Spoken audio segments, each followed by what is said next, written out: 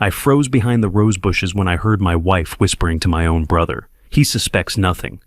Once he signs it, everything will be ours. My fist tightened until my knuckles turned white. I didn't step out. I didn't make a sound. I just stood there. In that moment, I understood this was no longer about paperwork. They thought they were preparing to end me. What they didn't know was I had been waiting for this exact moment. For a very long time. This is a story about family trust and what happens when both are tested. Before we begin, I'd love to hear from you. What's the weather like where you are right now? I read these comments often, and they remind me we're all connected. A quick note. Some details are fictionalized to bring the lesson forward. What matters is the truth it carries. I stood in the rose garden at 5 a.m, coffee mug freezing in my calloused hand, as my wife's whispered phone call 6 feet away shattered 11 months of marriage in 6 minutes. The fog sat heavy across the 850 acres of Caldwell Ranch that November morning, thick enough to taste the limestone dust and mesquite smoke. I'd come out here to cut roses for Briar yellow ones, her favorite, the kind my first wife Marte had planted 20 years ago before the cancer took her. The cardinals were already awake, their calls sharp in the gray dawn. My boots were soaked through from the wet grass. I rounded the large heritage rosebush near the back fence clippers in one hand, and that's when I heard her voice. "He suspects nothing," Briar whispered into her phone, her back to me. "The deeds are ready by Friday." I froze. My back pressed against the wet limestone wall. The coffee mug stayed suspended in midair like my breathing had stopped and taken my whole body with it. The cardinals kept singing, the fog kept rolling, and my wife kept talking. "Your lawyer can fly in Monday. Are you ready, Dre?" "Doctor," she said, "Doctre." My brother's name is Conrad, has been for 58 years, but our father, dead now 6 years, used to call him Dre when he was young. Nobody else alive knows that nickname. Nobody except family. For 6 minutes I stood there, the wet cold seeping through my denim shirt. I didn't process the words with my brain first. My gut understood before my head did.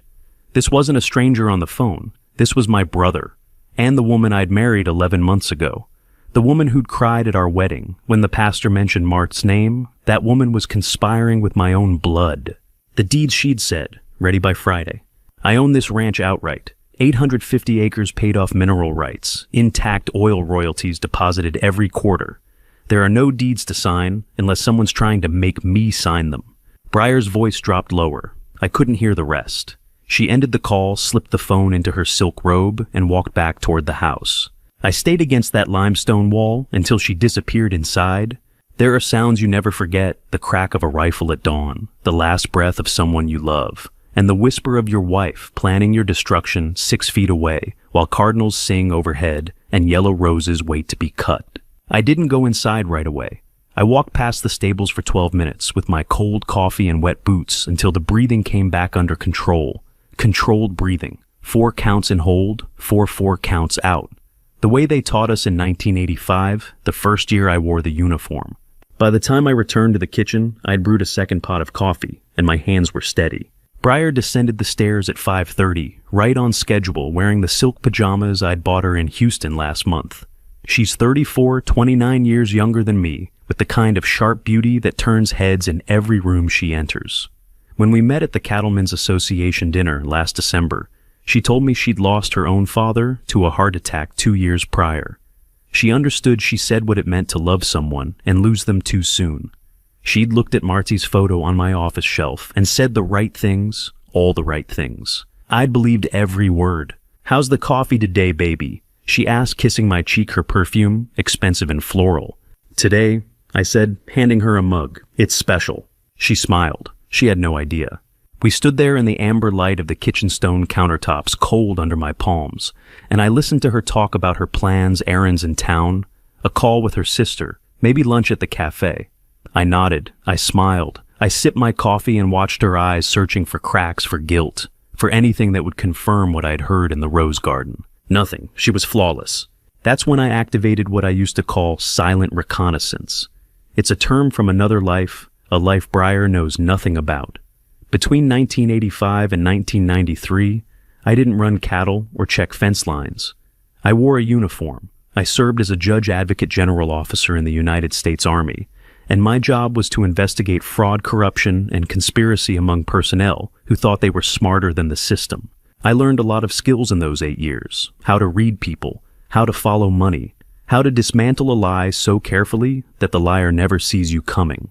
And I learned rule number 1, the rule that kept me alive in more than one situation. Never let the enemy know you know. You think you know the moment your life changes. A diagnosis, a phone call, a knock on the door at midnight. But mine changed in a rose garden at dawn. While I was holding flowers I'd planned to put on her breakfast table, and the woman I'd vowed to love was 6 feet away planning to destroy me. I kissed Briar's cheek. I poured her more coffee. I told her I'd be out checking the fence line and I'd see her at dinner. She smiled, touched my face, and said, "I love you." "I love you too," I said. I stood at the kitchen counter as she walked back upstairs, her lipstick fresh on my cheek, her perfume still in my lungs. She thought I was a simple 63-year-old rancher who'd forgotten where he put his reading glasses last Tuesday. She had no idea that for 8 years I'd been trained to dismantle conspiracies far more sophisticated than hers, and I'd never forgotten a single protocol. By 11 o'clock that night, I would open her laptop and discover just how long she'd been planning this. The hardest acting I ever did wasn't in a Pentagon briefing room or a Navy courtroom. It was 18 hours on a Sunday in November, pretending my marriage wasn't already over. By 8 that morning, I'd fed the horses, checked the water troughs, and walked the fence line on the southern 40 acres like I did every Sunday. Miguel Ramirez called my cell at 9. Miguel's 55, a weathered foreman in dusty boots and a sweat-stained hat, who'd managed the Caldwell Ranch for 25 years, with the careful hands of a man who noticed when horses were sick and when people were lying. "But Patron," he said, "that new mare looks off. Want me to call the vet?"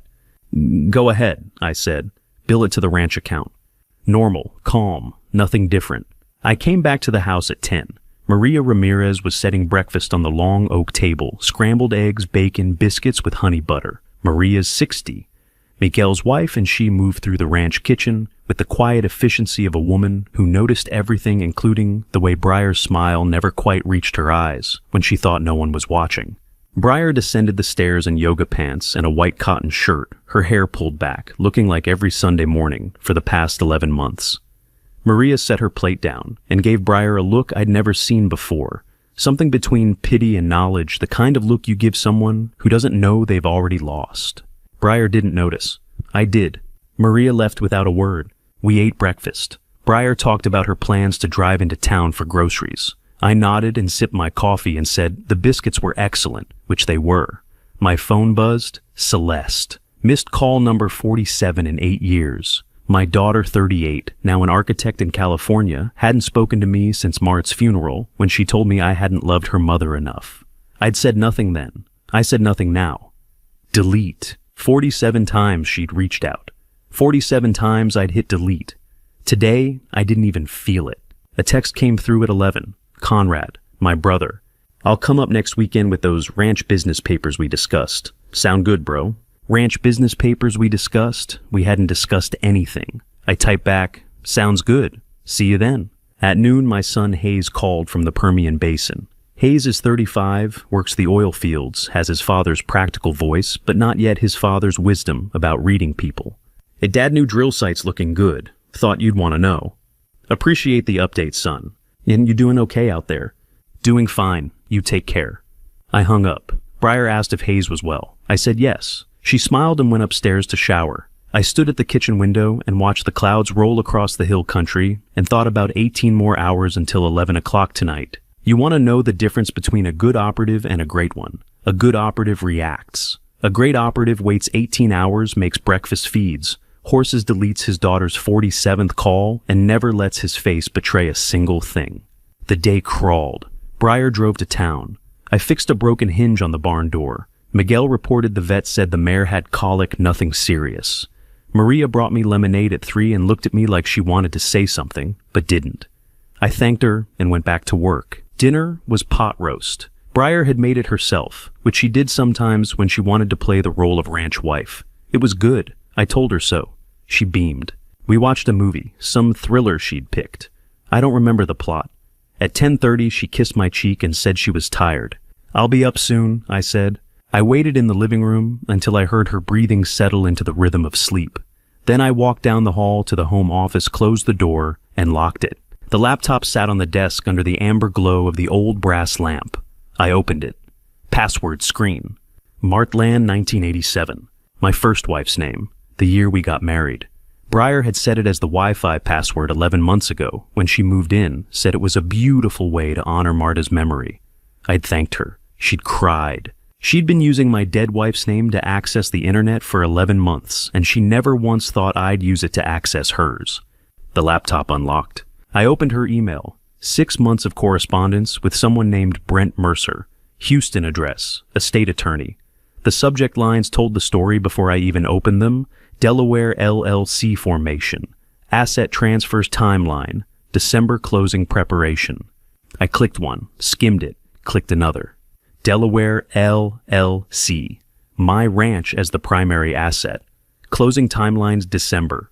Signature required from Vernon Caldwell on multiple documents described as routine estate planning. I kept clicking. There were drafts, revisions, timelines. A document titled Marital Property Waiver, Texas Community Property Override. Another called Irrevocable Power of Attorney, Medical Contingency. Every single one designed to strip me of everything I owned and hand it to someone else. Then I saw the file in her documents folder, Hoyt_strategy_v3.docx. She'd forgotten to rename it. Amateur mistake. The kind that ends careers and conspiracies. I didn't open it, not yet. I pulled the old Kingston USB drive from the desk drawer, the one I'd used in 1991, to copy files in a fraud case at Fort Bragg, and plugged it in. Copied everything. Emails, documents, files, the whole folder. 3 minutes. That's all it took. I ejected the drive, slipped it into my pocket, closed the laptop, and turned off the lamp. There are 3 ways a password can hurt you. It can lock you out. It can let someone in, or, like Breyer's, it can use the name of a dead woman you loved to help you destroy the living woman trying to kill you. I walked back to the bedroom. Breyer was still asleep, her breathing soft and even. I undressed quietly, slipped into bed beside her, and stared at the ceiling. That Wi-Fi password was the name of my dead wife. Breyer never guessed that Martha's name wasn't the lock, it was the key.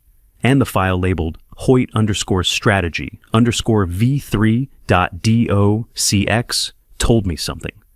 Breyer didn't know I knew, yet she had a whole other name, a whole other history. And I had exactly 6 months of evidence to prove it. By Monday morning, I'd be sitting in a church pew asking a pastor questions he couldn't answer. When you find evidence your wife is planning to destroy you, you have 2 choices: confront her immediately, or test who else already knows. I chose the latter. Monday morning, I drove to the small Llano County church outside of Sunday hours. The parking lot was empty, except for the pastor's old Silverado.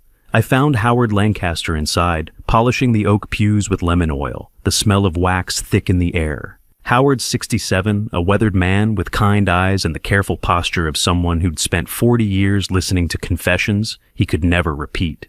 He looked up when I entered, set down his cloth, and smiled. "And Vernon," he said, "didn't expect to see you on a Monday."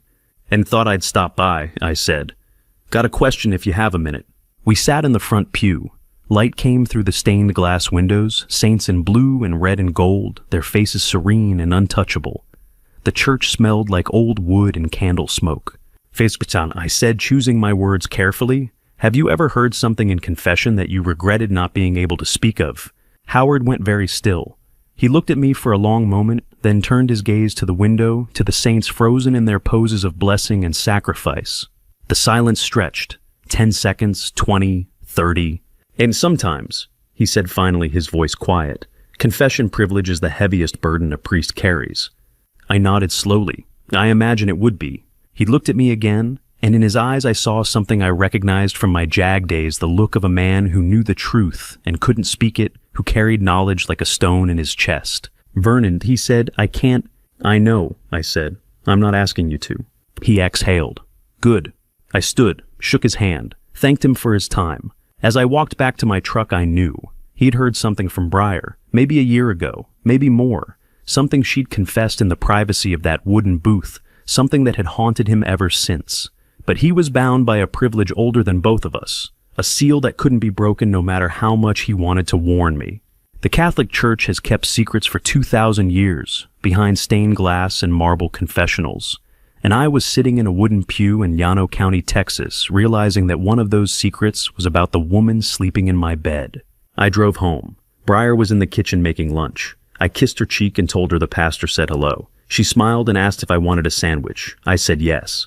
Tuesday afternoon, I went to the Llano Clinic for a routine cardiovascular check I had scheduled 3 months ago, back when my only concern was keeping my blood pressure under control and my cholesterol numbers where the doctor wanted them.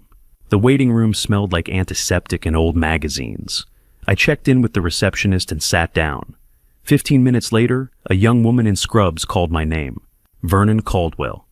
Aziz Vispor. I stood. She led me down the hallway to an exam room, fluorescent lights buzzing overhead, the smell of rubbing alcohol sharp in the air. I'm Leora, she said. Leora Bentley. I'll be doing your vitals today. So, she was 26, maybe 27, with gentle hands and watchful eyes. She moved with the practiced efficiency of someone who'd taken 1,000 blood pressures and knew how to make patients feel at ease. You remind me of someone I used to know, she said as she wrapped the cuff around my arm. Who'd I asked? She paused just for a second, then pressed the button to inflate the cuff.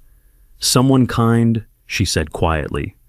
Blood pressure looks good. I'll be right back. She started to turn, and that's when I saw it. On her desk next to the computer monitor and a stack of patient files sat a small framed photograph. A young woman with dark hair and luminous eyes laughing at the camera, standing in front of a field of bluebonnets. My breath caught. It was Marta. Not as I'd known her at the end, thin and pale from chemotherapy, but as she'd looked at 30, before the cancer, before the treatments, before everything. The year would have been 1987, 36 years ago. She was wearing a yellow sundress and holding a straw hat, her smile so bright it hurt to look at. Leora saw me staring. Her face went pale. She started, then stopped. I'll be right back. She left the room quickly, almost running, and closed the door behind her. I sat there on the exam table, the blood pressure cuff still on my arm, staring at that photograph. Grief is a photograph you carry in your wallet until the edges fray. But seeing Marta's face at 30 on a stranger's desk was like someone had developed a negative I didn't know existed and hung it on a wall in a clinic that smelled like rubbing alcohol and broken hearts. Leora came back 5 minutes later with the doctor, a man in his 50s who introduced himself and ran through the rest of the exam with professional detachment. Blood pressure good, heart rate normal, cholesterol numbers from last month's labs were acceptable. Come back in 6 months. I nodded, thanked him, got dressed. Leora was at the nurse's station when I left. She looked up, started to say something, then looked away. I didn't ask. Not then. Not about who the girl in the photograph was or why a 26-year-old nurse in Llano County had a picture of my wife from before either of us had gray hair or grief or any idea what the next 30 years would cost. But I would remember her face. Leora Bentley, gentle hands, watchful eyes, and a photograph she'd fled from the moment I noticed it. I drove home thinking about Pastor Howard's silence and Leora's fear, and the way both of them seemed to know something I was only beginning to understand.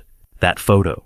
I didn't ask who the girl was or why a 26-year-old nurse had a picture of my wife from 1987.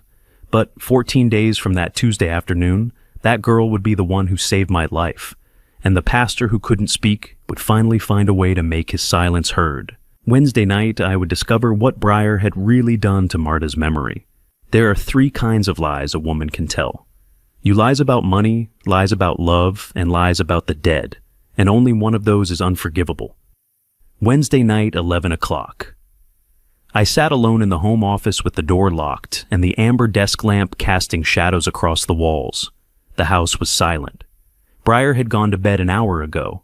The Kingston USB drive glowed faintly in the computer port. I'd spent 2 days thinking about Pastor Howard's weighted silence and Leora Bentley's photograph and the strange look Maria had given Briar at breakfast. But tonight, I needed answers, not intuition. I opened the files I'd copied from Briar's laptop and started searching. She'd told me back when we first met that she'd been married before, that her first husband had died of cancer, that she understood grief because she'd lived it just like me. I'd believed her. Now I opened a new browser window and started running searches. Death certificates are public record in Texas. So are marriage licenses. So are obituaries if you know where to look. I typed in every variation of her name I could think of. Briar Whitfield, Briar Ann Whitfield, Briar A. Whitfield. No results found. I tried searching for cancer deaths in the counties she'd mentioned living in. Austin, San Antonio, Fredericksburg. No results found. I searched insurance claim databases that are accessible if you know how to navigate the legal research portals from my JAG days. Medical examiner records, hospital billing archives. No results found. No death certificate. No marriage license. No obituary. No medical records. No insurance claims. No first husband. No cancer. No grief. Nothing. I sat back in the chair, the glow of the screen washing my face in blue light, and let the truth settle into my chest like a stone. She'd lied about all of it. And then I remembered the day we met, 2 years ago, November 2021, the church basement grief support group that Pastor Howard led every Thursday night. I'd been going for 4 years by then, ever since Marte died. It helped sometimes to sit in a circle of folding chairs and listen to other people talk about the holes in their lives that would never fill. Breyer had walked in halfway through the session, apologized for being late, and sat down in the empty chair beside me. She was beautiful. That was the first thing I noticed. The second thing was the way she looked at the floor when Pastor Howard asked if she wanted to share. My husband died of ovarian cancer in 2017. She'd said, her voice breaking. Same year as your Marta. I know exactly what you're feeling. She'd looked at me when she said it, tears in her eyes, hand reaching across the space between our chairs to touch mine. I'm so sorry, I'd said. Me too, she'd whispered. You want to know the difference between a thief and a predator. A thief takes your money. A predator studies your dead wife's medical records, learns the exact month she lost her hair, the hospital where she took her last breath, and uses that research to pretend she's grieving someone who never existed. I pulled up Martha's obituary. It had been published in the Llano County newspaper and the Austin American-Statesman, public record, available to anyone with an internet connection. Martha Elizabeth Caldwell, age 60, died March 14, 2017, after a courageous battle with ovarian cancer, survived by her husband Vernon, daughter Celeste's son, Hayes.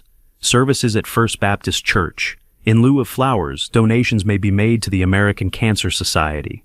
The obituary listed the hospital where she'd received treatment, Del Seaton Medical Center. It listed the hospice where she'd spent her final week. It didn't list the specific details the chemotherapy rounds the clinical trial that failed the morning she woke up and couldn't remember my name, but those details existed in medical records that were supposedly private. Supposedly.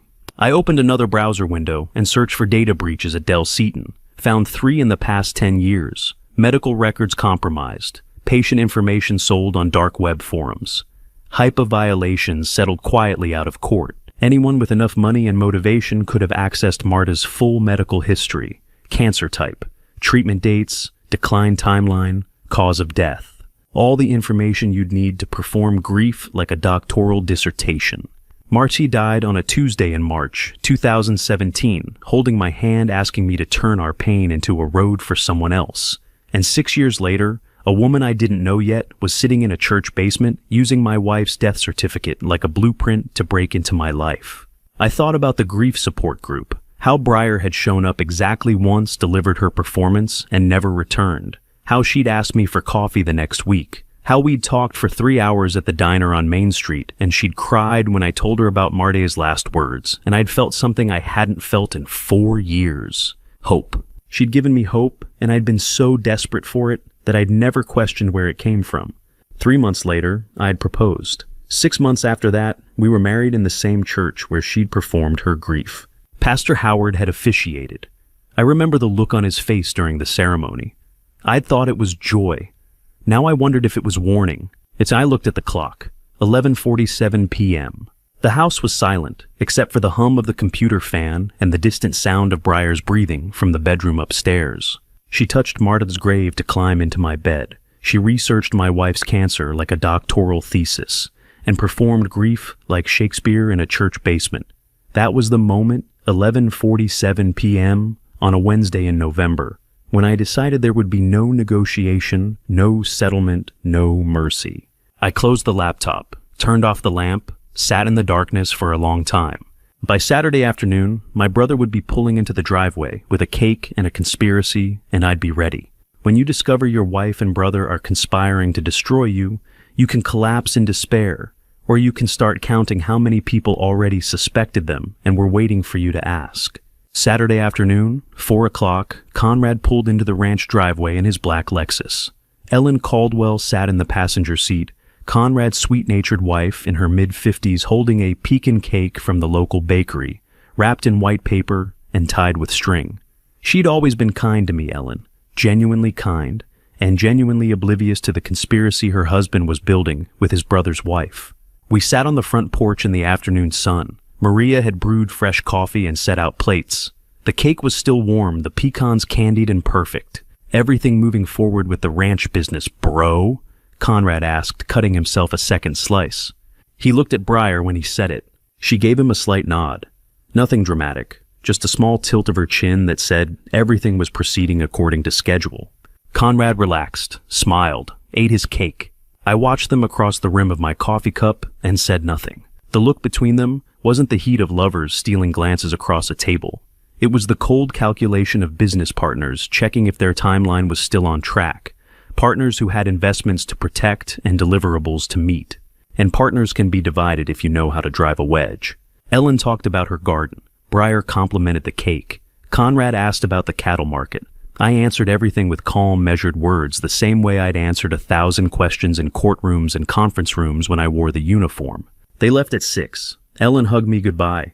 Conrad shook my hand and said he'd call next week. I stood on the porch and watched the Lexus disappear down the long driveway, red taillights fading into the hill country dusk. Briar went inside to shower. I stayed on the porch until the stars came out. Sunday morning, 6 o'clock, I sat at the kitchen table in the gray dawn light. Maria arrived early as she always did on Sundays to brew coffee before anyone else was awake. She moved through the kitchen in silence the way she'd done for 20 years, filled the pot, measured the grounds, set the timer. Then she approached the table, wiped it with her dishcloth in slow, methodical circles, and slipped a small folded note under my coffee saucer. She didn't look at me, didn't speak, just continued wiping the table with the same careful precision she brought to everything. I unfolded the note. The handwriting was careful, each letter formed with the deliberation of someone who didn't write often but wanted to be understood. Monday morning, 7 days ago, I heard her in the garden. Same person, same voice. 7 days. Maria had heard Briar's phone call in the rose garden a full week before I did. She'd been carrying that knowledge for 7 days, waiting for the right moment to tell me, waiting perhaps to see if I already knew. I folded the note into my shirt pocket and looked up at her. "Thank you, Maria," I said. She nodded, once turned back to the counter and poured my coffee. Texans have a saying, good help notices everything. Maria Ramirez had been noticing for 7 days longer than me, and she'd waited at the coffee table with a handwritten note because some things can't be said out loud. A conspiracy is like a three-legged table, wife, brother, lawyer, and if you can't break all 3 legs at once, you start by figuring out which leg doesn't know the others are already cracking. Monday morning, 11 o'clock, I told Briar I was flying to Houston for a cattle deal, kissed her goodbye, drove 3 hours south on Highway 71, past Austin, past the suburbs, into the glass and steel sprawl of downtown Houston. Sterling Prescott's law office occupied the 40th floor of a high-rise with floor-to-ceiling windows overlooking the city. Oil money atmosphere, mahogany desk older than both of us, leather chairs that smelled like cigars and successful litigation. Sterling stood when I entered, silver hair, perfectly combed 3-piece suit, pressed sharp enough to cut glass. We'd known each other for 30 years. He'd studied under my father, learned oil and gas law from a man who'd built an empire on handshakes and mineral rights. Now Sterling held the keys to an $11 million trust no conspirator knew existed. I handed him the Kingston USB drive. "I need 3 things," I said. "Audit all her joint account activity for the past 6 months. Contact our old JAG colleagues at the Pentagon for a legal path to my brother's phone records, and break down the Delaware LLC structure she's been setting up." Sterling took the USB, turned it over in his palm, and looked at me over his reading glasses. "You're still a JAG," he said, smiling. "You're just wearing denim instead of dress blues. You think retirement means your skills go dormant, but a lawyer who spent 8 years prosecuting fraud cases for the Navy doesn't forget how to read a Delaware LLC shell company just because he's been raising cattle for 30 years. We talked for 2 hours. Sterling pulled up databases I hadn't accessed in decades, made phone calls to people whose names I'd nearly forgotten, ran preliminary searches that would take days to complete, but would tell us everything we needed to know about Breyer's financial movements, Conrad's communication patterns, and the lawyer in Houston who thought he was smarter than both of us. By the time I left, Sterling had a team assigned: forensic accountants, digital investigators, and a direct line to a JAG captain at the Pentagon who owed me a favor from 1989. When I left Sterling's office that Monday afternoon, I had a USB full of evidence, a housekeeper who'd been listening for 7 days longer than me, and a 65-year-old oil lawyer with direct lines to the Pentagon. My wife thought I was meeting a cattle broker. My brother thought I'd forgotten how to read a contract. They were both wrong. Wednesday night before Thanksgiving, the sheriff and I would be coordinating cameras, and my wife would be pushing papers she thought I was too old to understand. Thanksgiving is supposed to be about gratitude, but the one I was preparing for in 2023 would be about counting enemies at my own table and installing cameras while they pretended to pray. Wednesday evening, I drove to Clifford Townsend's house on the outskirts of Llano. The garage door was open, a single bulb hanging from the ceiling, casting yellow light across a workbench scattered with tools. The smell of clean gun oil hung in the air. Clifford stood at the bench, a weather-beaten man of 70 who'd served as sheriff for 30 years and knew every family secret in the county, which ones were buried shallow and which ones were buried deep. He looked up when I pulled in, set down the rag he'd been using to clean a hunting rifle, and nodded. "Vernon, Ritt," he said. "Figured you'd be coming around." I handed him a copy of my findings. Not everything. Not the USB files or Sterling's forensic analysis. Just enough to show him what I was dealing with. He read it standing under that single bulb, his face expressionless, the way lawmen read reports when they've already heard worse. "They need cameras," I said. "At the ranch, tomorrow during Thanksgiving church service while everyone's out." Clifford folded the papers and handed them back. I know a nurse over in Llano," he said. "Marthy's niece, Leora Bentley. I'll have her install cameras tomorrow during church. She's careful. Won't leave a trace." I stopped. "How did you know Leora was Marthy's niece?" Clifford chuckled a dry sound like wind through mesquite. "In this county, how many people aren't related to someone? You think I'd forget a name like Martha Caldwell?" He was right. Small-town Texas isn't isolation. It's a web. Everyone knows everyone, and if you're patient, you can pull on the right threads and watch the whole thing unravel. "What do you need me to do after?" Clifford asked. "Watch," I said, "and when it's time, I'll call." He nodded, picked up his rifle, went back to cleaning. I drove home in the dark headlights cutting through hill country fog, thinking about the network I was building, without Breyer or Conrad ever knowing it existed. One call from a Texas sheriff is worth 10 city lawyers because a sheriff who's been in office 30 years knows which families buried their secrets shallow and which ones buried them deep, and more importantly, he knows who's been digging lately. Thanksgiving morning, 9 o'clock, golden autumn light streamed through the ranch study window. The house smelled like roasting turkey and Maria's cornbread dressing. Somewhere upstairs, Breyer was getting ready for church. She came into the study wearing a cream-colored dress and carrying a stack of papers. 12 pages. She set them on the desk in front of me with a practiced smile. "Your brother wants you to sign this land management waiver for the West acreage before dinner," she said. "It's routine, baby, just like the ancestral ranch paperwork we did last year." I picked up the first page, pretended to glance at it, let my eyes unfocus slightly the way old men do when the print is too small and they've left their reading glasses somewhere they can't remember. "That land management waiver," I repeated slowly.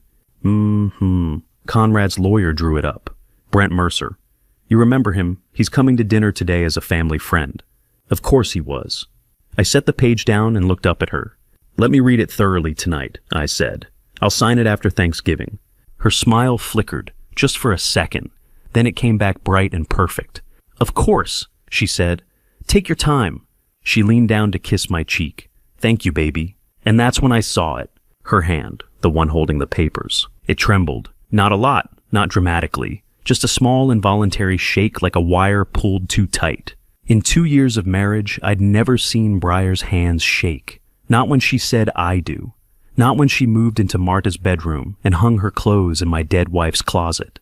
Not when she lied about her first husband or cried at the grief support group or sat across from me at breakfast pretending she hadn't spent the night before conspiring with my brother.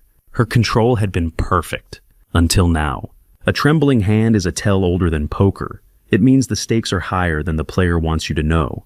And when your wife's hand shakes for the first time in 2 years while holding a routine document, you know the game just changed. I smiled at her, kissed her back, told her the turkey smelled wonderful. She left the study, the papers still on my desk, her footsteps light on the stairs. I sat there in the golden autumn light and looked at those 12 pages. Land management waiver, West acreage, routine. Nothing about Briar was routine.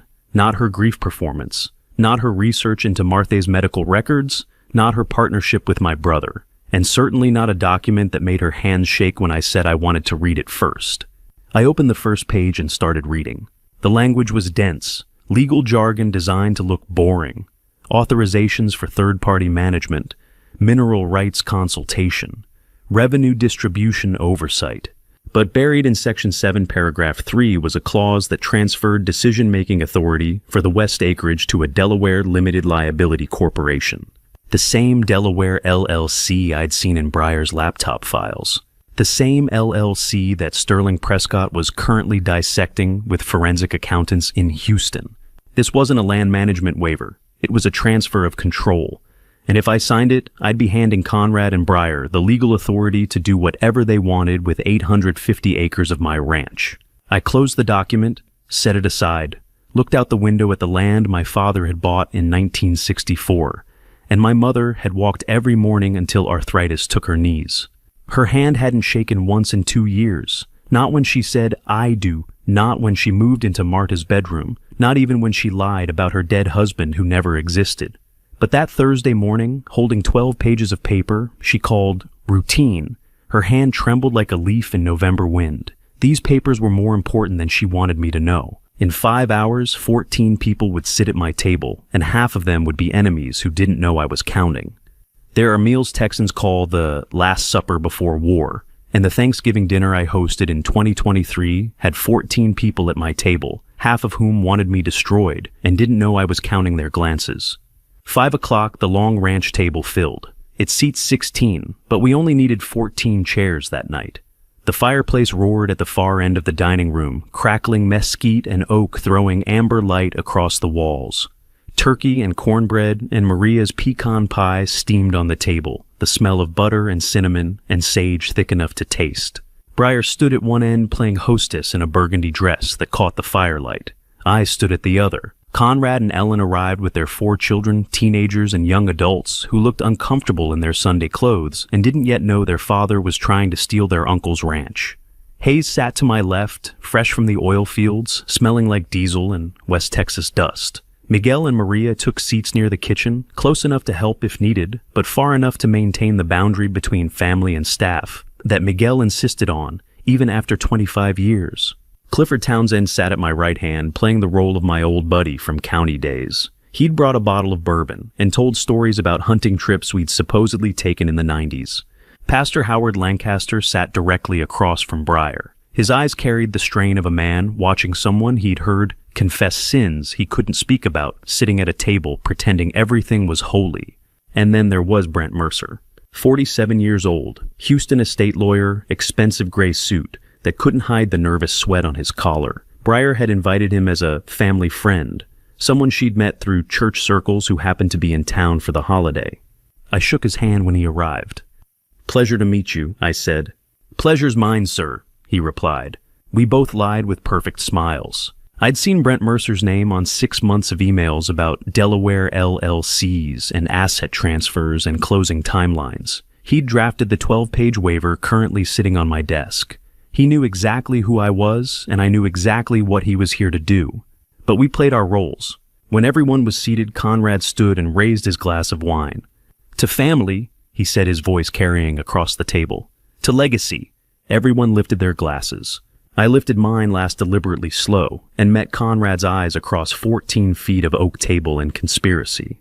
"To honesty, or," I said. The room went still for half a second. Forks froze mid-air. Briar's smile flickered. Brent Mercer's hand tightened on his wine glass. Then Ellen laughed, oblivious sweet Ellen, and said, "To honesty and family both." And the moment broke. Conversation resumed. We ate. Thanksgiving dinner is supposed to be about gratitude, but mine was a chessboard disguised as a turkey platter, white pieces on one side, thinking they'd already won black pieces on the other, memorizing every move for the endgame nobody saw coming. I carved the turkey, passed the cornbread, listened to Hayes talk about the new drill site in the Permian Basin, and Ellen talk about her youngest daughter's college applications.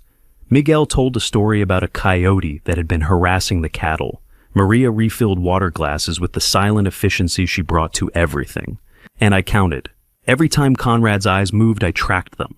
6:10 p.m. Conrad glanced at Brent Mercer while reaching for the mashed potatoes. Brent gave a small nod. 6:15. Conrad asked if anyone wanted more wine. His eyes flicked to Brent before pouring. Brent's expression didn't change, but his shoulders relaxed slightly. 6:23. Conrad laughed at one of Clifford's hunting stories. Mid-laugh, his gaze shifted to Brent, checking, confirming. 6:37. Conrad mentioned the ranch's west acreage, how beautiful it looked this time of year. Brent smiled into his wine glass. Conrad saw it. 14 times in 90 minutes. 14 glances between my brother and a lawyer. He pretended to barely know each one. A silent confirmation that the plan was on track. The timeline was progressing. The papers would be signed soon. You want to know the difference between guilt and conspiracy. Guilt glances away once. Conspiracy glances 14 times in 90 minutes.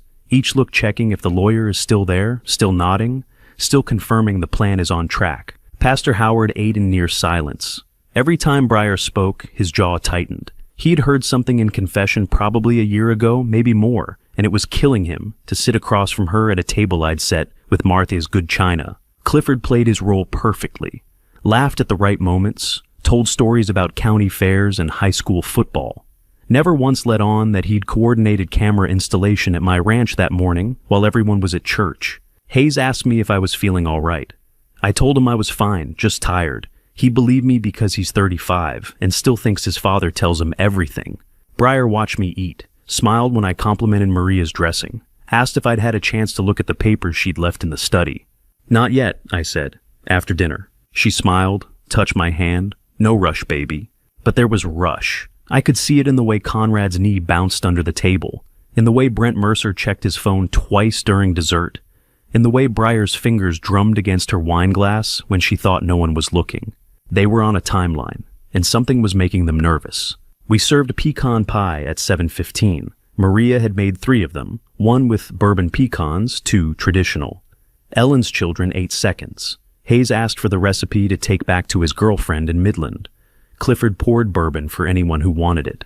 I ate my slice slowly and counted the final glances. 13, 14. Conrad pushed back from the table at 7:30 and stretched. "Mas hell of a meal," he said.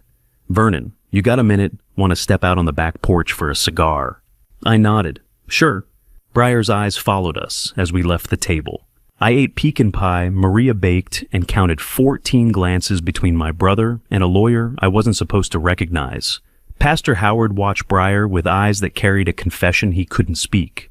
Sheriff Clifford sat at my right hand, pretending to be a simple old friend, and my wife smiled across the table like she'd already won. 9 p.m. that night, my brother would get me alone on the back porch and say 3 words that would define everything old men forget. The most dangerous thing you can do to an enemy is let them underestimate you, and my brother's biggest mistake was believing that 63 years meant I'd forgotten how to fight. 9 o'clock, Conrad led me onto the back porch. The temperature had dropped into the 40s, hill country air, crisp enough to see our breath. He pulled 2 cigars from his jacket pocket, handed me one, and lit both with a silver lighter Ellen had given him for their anniversary. The smoke drifted into the darkness beyond the porch light, disappearing into mesquite and juniper. "The hell of a dinner," Conrad said, leaning against the railing. Maria outdid herself. He nodded, took a long pull on the cigar, let the silence stretch. Then, ranch business deal, still looking good, bro. I squinted at him. Let my face go slightly confused the way it does when you're trying to pull a memory from somewhere it doesn't want to come. "Which part?" I asked. "The one we talked about 3 weeks ago, the West Acreage Management contract." I paused, took a slow drag on the cigar, let my eyes unfocus slightly. 3 weeks, I repeated. Was that the Tuesday or the Thursday? Conrad watched me. I could see the calculation happening behind his eyes, measuring whether this was genuine confusion or an act. I gave him genuine confusion, or at least the performance of it. "I think it was a Tuesday," I said slowly. "Or maybe Wednesday. Hell, Conrad, you know how the days run together." He laughed. Not a kind laugh. A small, mocking sound that carried 30 years of being the younger brother, the smarter brother, the one who went to business school while I stayed on the ranch. Old men forget, he said. That's all. I nodded slowly. Let the words settle. Let him see me accept them. Yeah, I said. Old men forget, some days entirely. His shoulders relaxed. The tension I'd seen at dinner, the 14 glances at Brent Mercer, the nervous energy in his knee bouncing under the table eased just slightly. He'd gotten what he came for. Confirmation that his older brother's memory was failing, that the papers Breyer wanted me to sign could be presented as routine, as simple as something an old man with fading faculties wouldn't question too hard. We finished our cigars in silence. When we went back inside, Conrad clapped me on the shoulder and told me to get some rest. I told him I would. Old men forget. My brother said it like a blade, like proof he'd already won. I memorized it like a headstone, the headstone I was building for his own plans, one underestimated conversation at a time. 11 o'clock, the house was silent. Conrad and Ellen had driven home with their children. Hayes had gone to bed in his old room upstairs. Breyer was asleep, or pretending to be. I locked myself in the home study. The amber desk lamp cast long shadows across the walls. On the shelf above my desk, between the photos of Marta and the kids and the trophy from the 1989 County Livestock Show, hung a small framed medal. Navy Achievement Medal, dated 1991. Breyer had asked about it once 11 months ago, when she first moved in. I'd told her it was my father's. She'd believed me. It wasn't. I sat down at the desk and looked at that medal for a long time. Then I turned in my mind to face the people who would one day read this story. The people who needed to understand why I knew what to do next. Navy JAG officer, 8 years, 1985 to 1993. Judge Advocate General's Corps, United States Navy. I prosecuted fraud cases, embezzlement schemes, and military legal violations across 3 bases and 2 overseas deployments. I learned how to read contracts the way surgeons write x-rays, finding the fractures and the rot beneath the surface. I was good at it, very good. In 1993, Marta told me she couldn't do it anymore, couldn't handle the moves, the deployments, the life of waiting for me to come home from places I couldn't tell her about. She wanted the ranch, wanted stability, wanted our kids to grow up in one place with dirt under their boots and family around them. So I resigned, came home, took over the family ranch when my father's health started failing, and I never talked about those 8 years again. Everyone assumed I'd been a rancher my whole life, simple, straightforward, a man who knew cattle and fence lines and nothing about Delaware LLCs or asset transfers or the kind of legal conspiracies that required 3 parties and 6 months of planning. I let them assume it, including my wife, including my brother. I picked up the phone and dialed a number I hadn't called in 15 years. It rang 3 times. At Garrison. The voice was older, rougher, but I'd know it anywhere. Walter, I said. It's Vernon Caldwell. Silence on the other end, then, Jesus Christ, Vernon. Yeah. Thought you were dead raising cattle in the middle of nowhere. Close enough. Listen, Walter, I need something. Name it. Phone records, my brother Conrad Caldwell, last 18 months. Another pause. Walter Garrison was 62.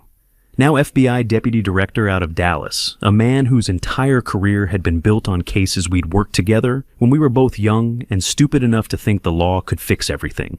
This official, he asked. Not yet. Should it be? In about 48 hours, yeah. I heard him exhale. What's he done?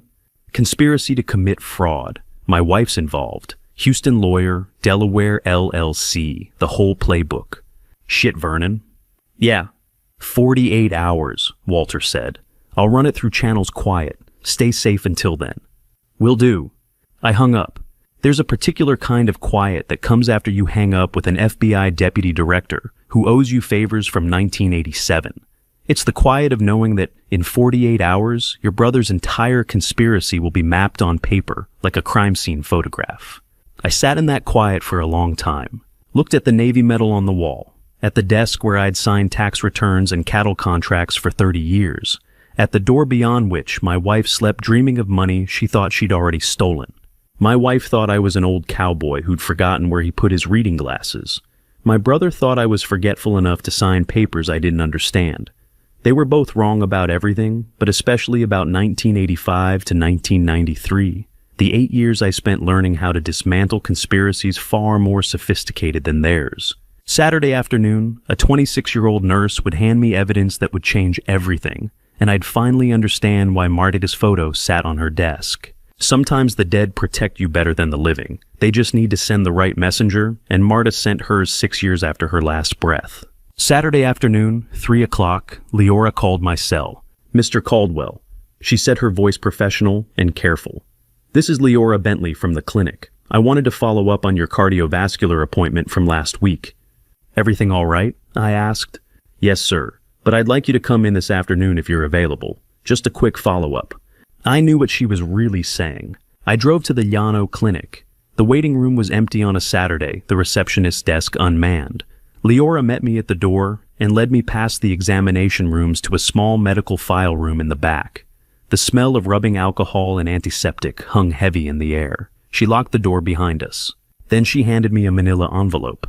No words, just the envelope, her eyes meeting mine, with an intensity that said everything I needed to know. I opened it. Inside, purchase receipts from a Houston pharmacy dated 3 weeks ago. Midazolam, purchased under a name I didn't recognize, Jennifer Hartley, but with a billing address I did my ranch. And a USB drive. 48 hours of camera footage, Leora said quietly. From the ranch. I installed them during the Thanksgiving church service like Sheriff Townsend asked. I looked at the receipts again. Midazolam. And this... Leora continued, her voice steady, but her hands trembling slightly. 6 months ago, your wife came to this clinic asking for your first wife's medical files. She said she was family researching ovarian cancer history for prevention planning. I looked up sharply. I gave them to her, Leora said. I shouldn't have, but she seemed sincere. She knew details, dates, treatment centers. I thought she was telling the truth. You couldn't have known, I said. She nodded, but the guilt was written across her face. I didn't ask why she was helping me. I had a guess, but I had to wait 4 more days for her to tell me the truth. Midazolam is a sedative used in hospitals for end-of-life care and assisted euthanasia, and my wife bought it under a fake name 3 weeks after I overheard her conspiracy in the Rose Garden. I drove home with the envelope on the passenger seat and thought about the difference between attempted murder and actual murder. The difference is timing and witnesses. And whether you have a 26-year-old nurse who noticed something wrong 6 months before you did. Tuesday evening, Leora asked me to meet her at the Llano County Cemetery. The sun was setting late autumn light, filtering through bare trees onto rows of limestone markers. The air smelled like cedar and cold earth. She was waiting by a grave near the back fence holding fresh wildflowers, bluebonnets, and Indian paintbrush out of season, but preserved somehow. I walked to where she stood. Martha's grave. Martha Elizabeth Caldwell, 1957 to 2017. Beloved wife, mother, friend. Turned pain into road for someone else. Leora laid the flowers at the base of the headstone, her hands gentle, deliberate. Then she turned to me, with tears in her eyes. I'm Martha's distant niece, she said. She was my aunt. I was 20 when she died. She always said you were the kindest man she ever met besides her father. I opened my mouth, closed it. No words came. My mother was Martha's younger cousin. Leora continued. We lived in San Antonio. Martha used to visit when I was young. She'd bring me books about nursing, tell me stories about helping people. When she got sick, I was in nursing school. I came to see her the week before she died. The tears fell freely now. She talked about you, Leora said, about how you'd taken care of her through every treatment, every setback, every terrible night. She said if anything ever happened to you, someone needed to be watching. Someone needed to protect the man who'd protected her. I still couldn't speak. When that woman came to the clinic 6 months ago asking for Marta's medical records, Leora said something felt wrong. No real family member would need to ask for records they should already have. No one researching cancer prevention would need treatment timelines from someone who died 6 years ago. She wiped her eyes. So I started watching quietly. And when Sheriff Townsend called me 2 weeks ago asking for help, I knew why. We stood there in silence, 5 full minutes. The sun sank lower, turning the hill country sky orange and purple and gold. The bare trees threw long shadows across the limestone markers. Somewhere in the distance, a mockingbird called. I couldn't find words because there weren't any. Martha had died 7 years ago. I'd buried her here on a cold March day while rain turned the cemetery to mud, and my children stood on either side of me, silent and broken. I'd thought that was the end. That grief was the final chapter. But it wasn't. There are silences that say everything words can't, and standing at Marta's grave with her niece for 5 minutes, while the sun set over the hill country, I understood that my first wife was still protecting me 7 years after cancer took her breath. Finally, I managed 3 words. "Thank you, Leora." She nodded, touched the headstone, turned and walked back toward her car. I stayed until the sun disappeared completely, and the cemetery lights flickered on, one by one, casting pools of yellow across the graves. Marta never left. She sent her niece, a 26-year-old pediatric nurse who was 20 when her aunt died, to stand watch 6 months before I even knew I needed protecting. That photo on Leora's desk wasn't nostalgia. It was a mission.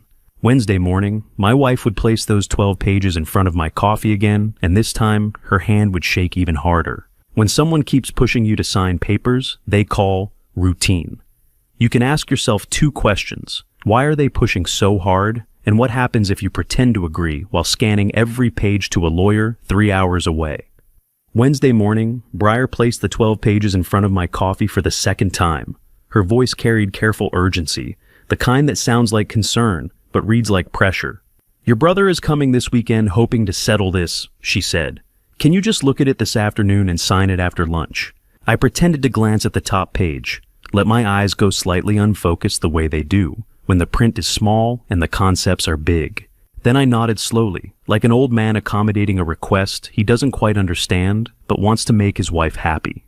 "Sure, baby," I said, after lunch. Her shoulders relaxed. She kissed the top of my head and went upstairs to shower. The moment I heard the water running, I spread all 12 pages across the kitchen table, pulled out my phone, photographed each page carefully, making sure every word was legible, every signature line visible.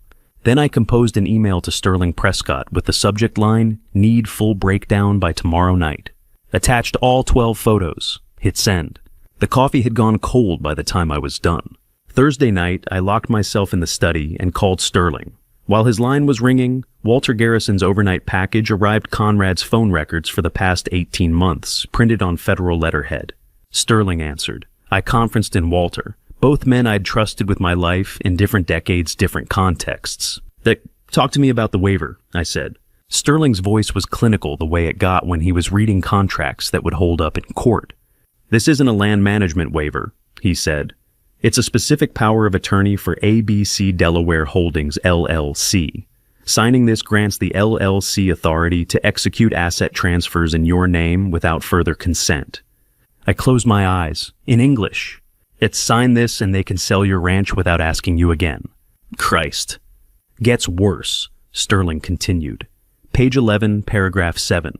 "There's a clause authorizing the LLC to establish irrevocable trusts using your assets as corpus, meaning they can lock your property into legal structures you'd need years of litigation to undo.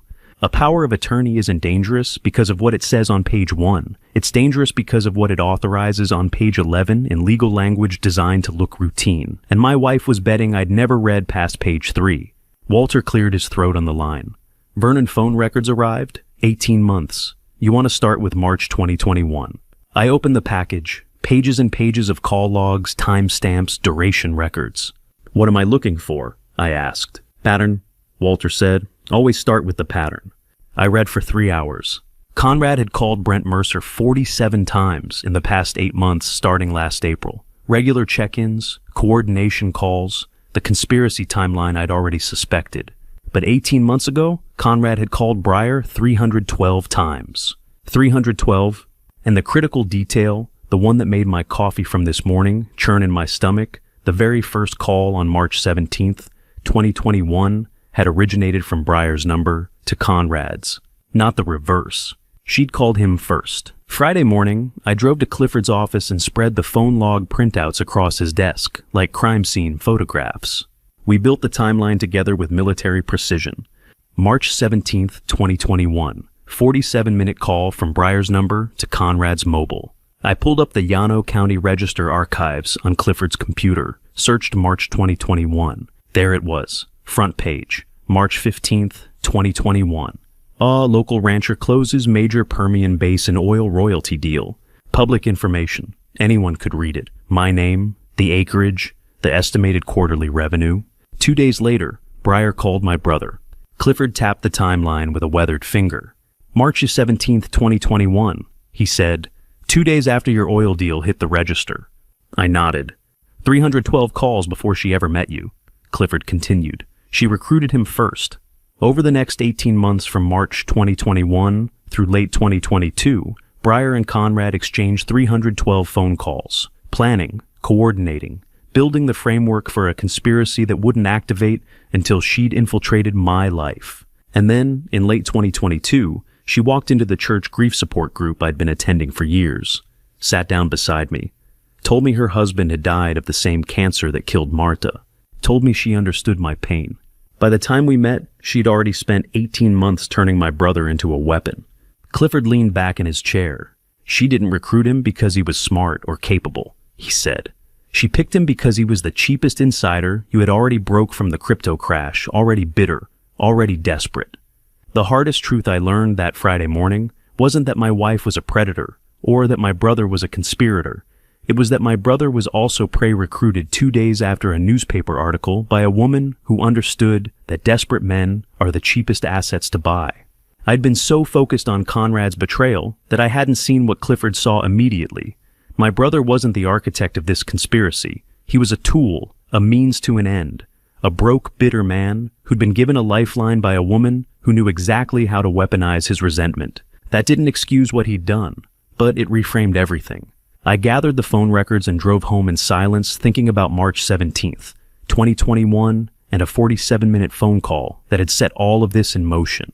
My brother wasn't the primary enemy. He was a pawn recruited by a grandmaster who read the Llano County Register, found the cheapest insider in my family tree, and spent 18 months turning him into a weapon. The woman sleeping in my bed wasn't just a thief, she was an architect. Monday morning, I'd be flying back to Houston to finalize the counterplan, and my father's old safe would reveal a secret that would change how I saw my brother forever.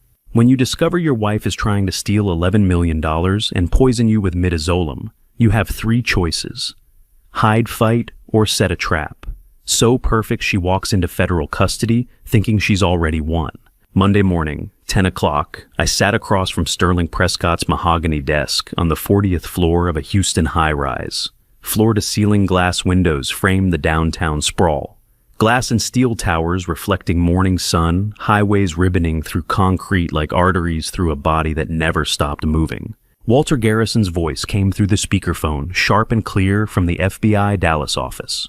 "Vernon," he said. "Sterling, let's talk options." Sterling had 3 file folders laid out on the desk. Blue, red, green. He tapped the blue one first. "Option 1, he said. "Feign compliance. My firm prepares a fake waiver that looks identical to the one Breyer gave you. You sign it in front of her. She thinks she's won, but the document never executes wrong notary missing witness invalid date stamp. Legally worthless. Buys us time to coordinate federal response." He moved to the red folder. Option 2, emergency court order. "We file tomorrow morning requesting immediate asset freeze and temporary restraining order against Breyer and Conrad. Judge reviews the evidence phone records midazolam receipts Delaware LLC structure. Assets locked within 48 hours. Conspiracy revealed immediately." He tapped the green folder last. Option 3, full FBI coordination. Walter's already working the interstate fraud angle, but this path requires what we call a trigger event.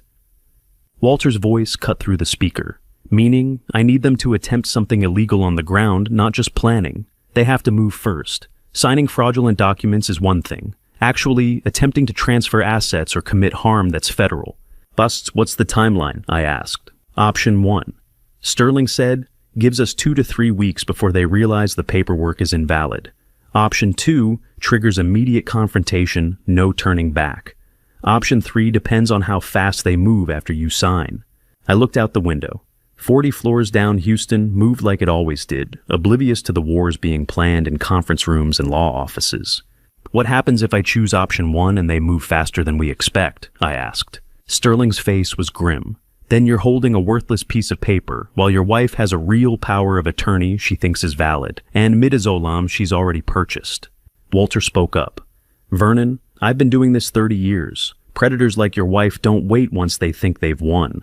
She'll move within 72 hours of you signing. We need surveillance in place before that signature happens." Military strategists have a saying, the best defense isn't a wall. It's making your enemies so confident they walk past your position into a kill box. They designed themselves, and Plan A was building that kill box from paperwork and patience. I thought about Breyer's trembling hand on Thanksgiving morning, the 14 glances Conrad gave Brent Mercer at dinner, the 312 phone calls before she ever pretended to grieve at a church support group. I thought about Marthy's niece handing me midazolam receipts in a locked file room. I thought about my brother broke bitter weaponized by a woman who'd read a newspaper article and made a 47-minute phone call. What does option 1 actually require from me? I asked. Sterling pulled a document from the blue folder. You signed the real waiver, not the fake one. The actual power of attorney Breyer gave you. I stared at him. The real one. The real one, Sterling confirmed. Because if we give her a fake and she suspects she runs, we need her to believe she's won, completely, totally, no doubt in her mind. And then she makes her move, Walter said through the speaker. Attempts to transfer assets, attempts to execute the medical authorization, attempts anything that crosses state lines or involves federal instruments. The moment she does, we have nexus, federal fraud, interstate conspiracy, FBI jurisdiction. How do you know she'll make a move? I asked. Because she's already bought the midazolam, Walter said flatly. That's not a maybe. That's a when. The room went quiet. Now I looked at the 3 folders. Blue, red, green. Hide, fight, or trap. Option 1, I said. I'll sign the real waiver in front of her, make her think she's won, and wait for the trap to spring. Sterling nodded slowly. You understand what you're authorizing. This gives her legal authority temporarily to make financial and medical decisions in your name. How temporarily? 72 hours, Walter said. Maybe 96. The moment she moves, we move. But Vernon, you need to understand if she moves faster than we can respond, or if something goes wrong with surveillance. I know, I said. There's a particular kind of fear that comes from choosing to sign a document your wife could use to kill you. Not the fear of dying, but the fear that you've miscalculated the timing by 48 hours and the trap won't spring fast enough. But I'd spent 8 years in the Navy learning how to calculate risk, learning when to wait and when to strike, learning that sometimes the best move is the one your enemy never expects because it looks like surrender. Sterling pulled out a pen. We'll need surveillance at the ranch, he said.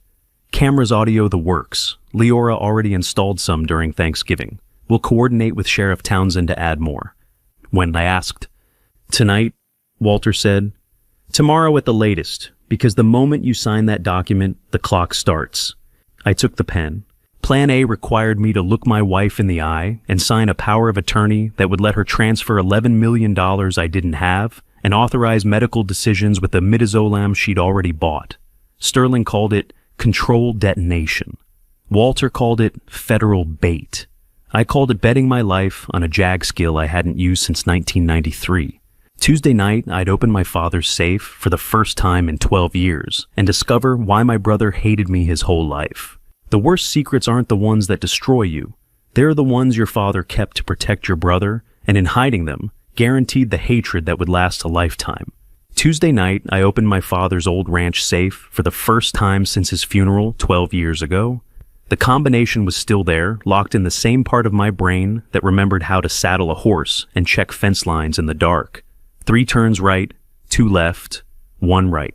The heavy door swung open with a metallic groan. Inside, beneath stacks of old property deeds and my mother's jewelry wrapped in yellowed tissue paper, I found a stack of documents bound with a rubber band, so old it crumbled when I touched it. Handwritten letters, my father's precise script, the kind formed by a man who'd learned to write before ballpoint pens existed. Each letter documented the same thing, a wire transfer for $400,000 dated July 1998, sent to First National Bank of Austin, with a memo line that read, C. Caldwell Auto Debt Settlement. Conrad's car dealership, the one that had failed that summer, the one Conrad told everyone he'd closed, voluntarily sold. The inventory paid off the loans himself. He'd lied. Our father had saved him. Paper clipped to the top of the stack was a handwritten letter on ranch stationery dated 3 weeks before our father died. A draft. Never sent. The paper still crisp, the ink still dark. I read it standing in that safe room, the smell of old paper and metal thick in the air. Conrad, I'm writing this because your mother says I need to tell you the truth before I'm gone, but I don't know if I'll have the courage to mail it. In July 1998, I paid $400,000 to save your dealership from bankruptcy. I didn't tell you, because I wanted you to think you stood on your own 2 feet, that you were strong enough to survive without help. Looking back now, I was wrong. You will hate your brother your whole life because I hid this truth, and that hatred is my fault, not his. I pray someday you'll forgive me for the lie, and forgive Vernon for the crime of being the son I didn't have to rescue. Your father. I sat down on the floor. Read it again. And again.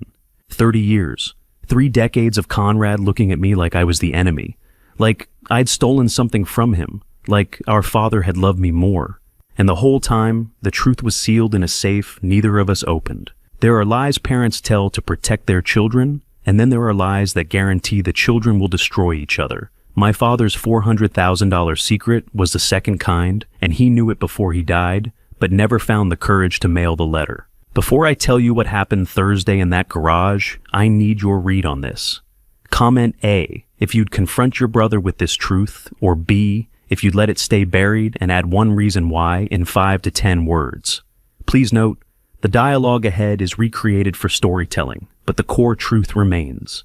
Thursday afternoon, Conrad pulled into the ranch driveway in his black Lexus. I'd called him the day before and told him the waiver was ready, that he could pick it up whenever he wanted. He came at 2 o'clock. I met him in the garage. He was checking the oil in his truck, something he did every time he visited a habit from the dealership days, when he'd learned that maintenance prevented breakdowns. I didn't waste time with small talk. Did you know Dad paid $400,000 to save you in '98? Conrad froze mid-motion. The oil dipstick suspended in the air between the engine and his hand. His face went pale. 30 seconds of silence. Then, what did he tell you about it? I shook my head. Nothing. I found it in his safe 2 nights ago. Conrad stood there motionless, the dipstick still in his hand. I watched his face cycle through emotions I couldn't name, shock, anger, something that looked like grief, but harder. Then he laughed. Not a real laugh, a dry, bitter sound that came from somewhere deep in his chest, the kind of laugh that carried no humor, only decades of misplaced anger finally finding its target. So now you think I owe you, he said. I didn't answer. He wiped the dipstick with a rag from his pocket, slammed the hood shut. The metallic bang echoed through the garage. Then he walked to his Lexus, got in, and drove away without another word. I stood in that garage for a long time, after he left, smelling motor oil and old concrete, listening to the wind move through the mesquite trees beyond the fence line. A dry laugh in a Texas garage is what tears look like when a man learned 60 years ago that crying doesn't fix engines or pay bills. So he trained his grief to sound like mockery instead. And my brother had been practicing that laugh since 1998. He didn't cry, he didn't apologize. He didn't even ask why our father had hidden it. Conrad just laughed that dry, bitter sound Texans make when the truth finally arrives 30 years too late to change anything. That's how Texans cry when they can't afford the tears. I went back into the house. Briar was in the kitchen making dinner, humming to herself, like everything was normal. Like she hadn't recruited my brother 18 months before we met. Like she hadn't bought midazolam under a fake name and hidden it somewhere I hadn't found yet. I kissed her cheek and told her dinner smelled good. She smiled and asked how my day was. I said it was fine.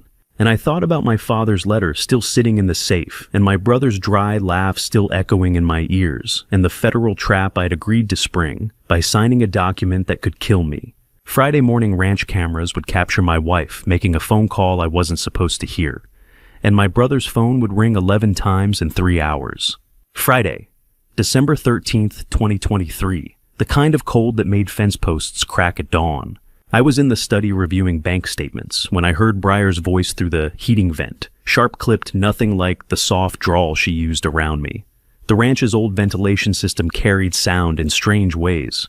I'd discovered that accidentally during my first winter here. I don't care if he's nervous, she was saying into her phone. We're doing this next week. I set down my pen, listened. Tell Conrad if he calls that Houston lawyer one more time, I'll handle him myself. Brent Mercer charges $400 an hour to tell people what they already know. A pause. Her heels clicked across the kitchen tile. The timeline's accelerated. Vernon's been too curious lately. Last night he asked about the Delaware accounts again. My hands went cold. No, listen to me, Conrad's the problem. He wanted to wait until spring. Spring like we're planting wheat instead of... Another pause. I know what we agreed, but your partner's falling apart. Yesterday he called me 6 times asking what happens if Vernon finds the Midland County records. I pulled out my phone, opened the recording app Sterling Prescott had taught me to use. Hit record. I've been doing this since I was 22, Breyer continued. Brooklyn Phoenix, that tech executive in Portland, they all thought they were careful too. The difference is, I actually commit to the plan. The heating system carried every word with crystal clarity. Next Friday, the papers are ready, the witnesses are paid, and I've already established the medical narrative. Vernon had a heart episode last month. Dr. Sanchez documented confusion disorientation, exactly what we need for the competency hearing. My chest tightened. The appointment she'd insisted on. The medications she'd been managing. Tell Conrad he'll get his $3 million when the trust dissolves. But if he backs out now, he gets nothing, and I will burn him. She ended the call. I heard her heels moving toward the hallway. I shut off the recording, slipped the phone into my desk drawer, and was reviewing bank statements again when she appeared in the doorway. "Then there you are," she said, all sweetness. "Have you taken your heart medication today?" Yes, pattern interrupt 1. The ranch foreman's wife had called the previous week, mentioned seeing Breyer at a Houston pharmacy 2 hours before she claimed to have picked up my prescription refill in Austin. Different direction, different timing. I'd filed that detail away. "Not yet," I said. "Vernon." She moved into the room with practiced concern. Dr. Sanchez was very clear about the morning dosage, especially after last month. She produced the pill bottle from her cardigan pocket, shook out 2 white tablets. "These look different," I observed. "Generic version. Insurance wouldn't cover the name brand anymore." She filled a glass from the study's water pitcher. "Come on, you know how important this is." I looked at the pills in her palm, at her eyes watching me with an intensity that didn't match her gentle tone. "I'll take them with breakfast," I said. "Want to eat something first?" "The instructions say take on an empty stomach." "I don't remember Dr. Sanchez saying that." "He told me directly." She stepped closer. "Vernon, you scared me last month. That confusion, the way you couldn't remember simple things. I'm trying to help you." The woman who'd just threatened to burn my brother stood there radiating wifely devotion. "I appreciate that," I said carefully, "but I'll call Dr. Sanchez myself, confirm the dosage." Something flickered across her face, gone in an instant. "Of course," she said lightly. "I'll leave them here on your desk, but please take them soon. I worry about you." She set the pills beside my coffee cup and left. I waited 30 seconds, then called Clifford Townsend. "Let's need those pills tested," I said when he answered. "Today." "I'll send someone," he replied. "Don't touch them with bare hands." Pattern interrupt 2.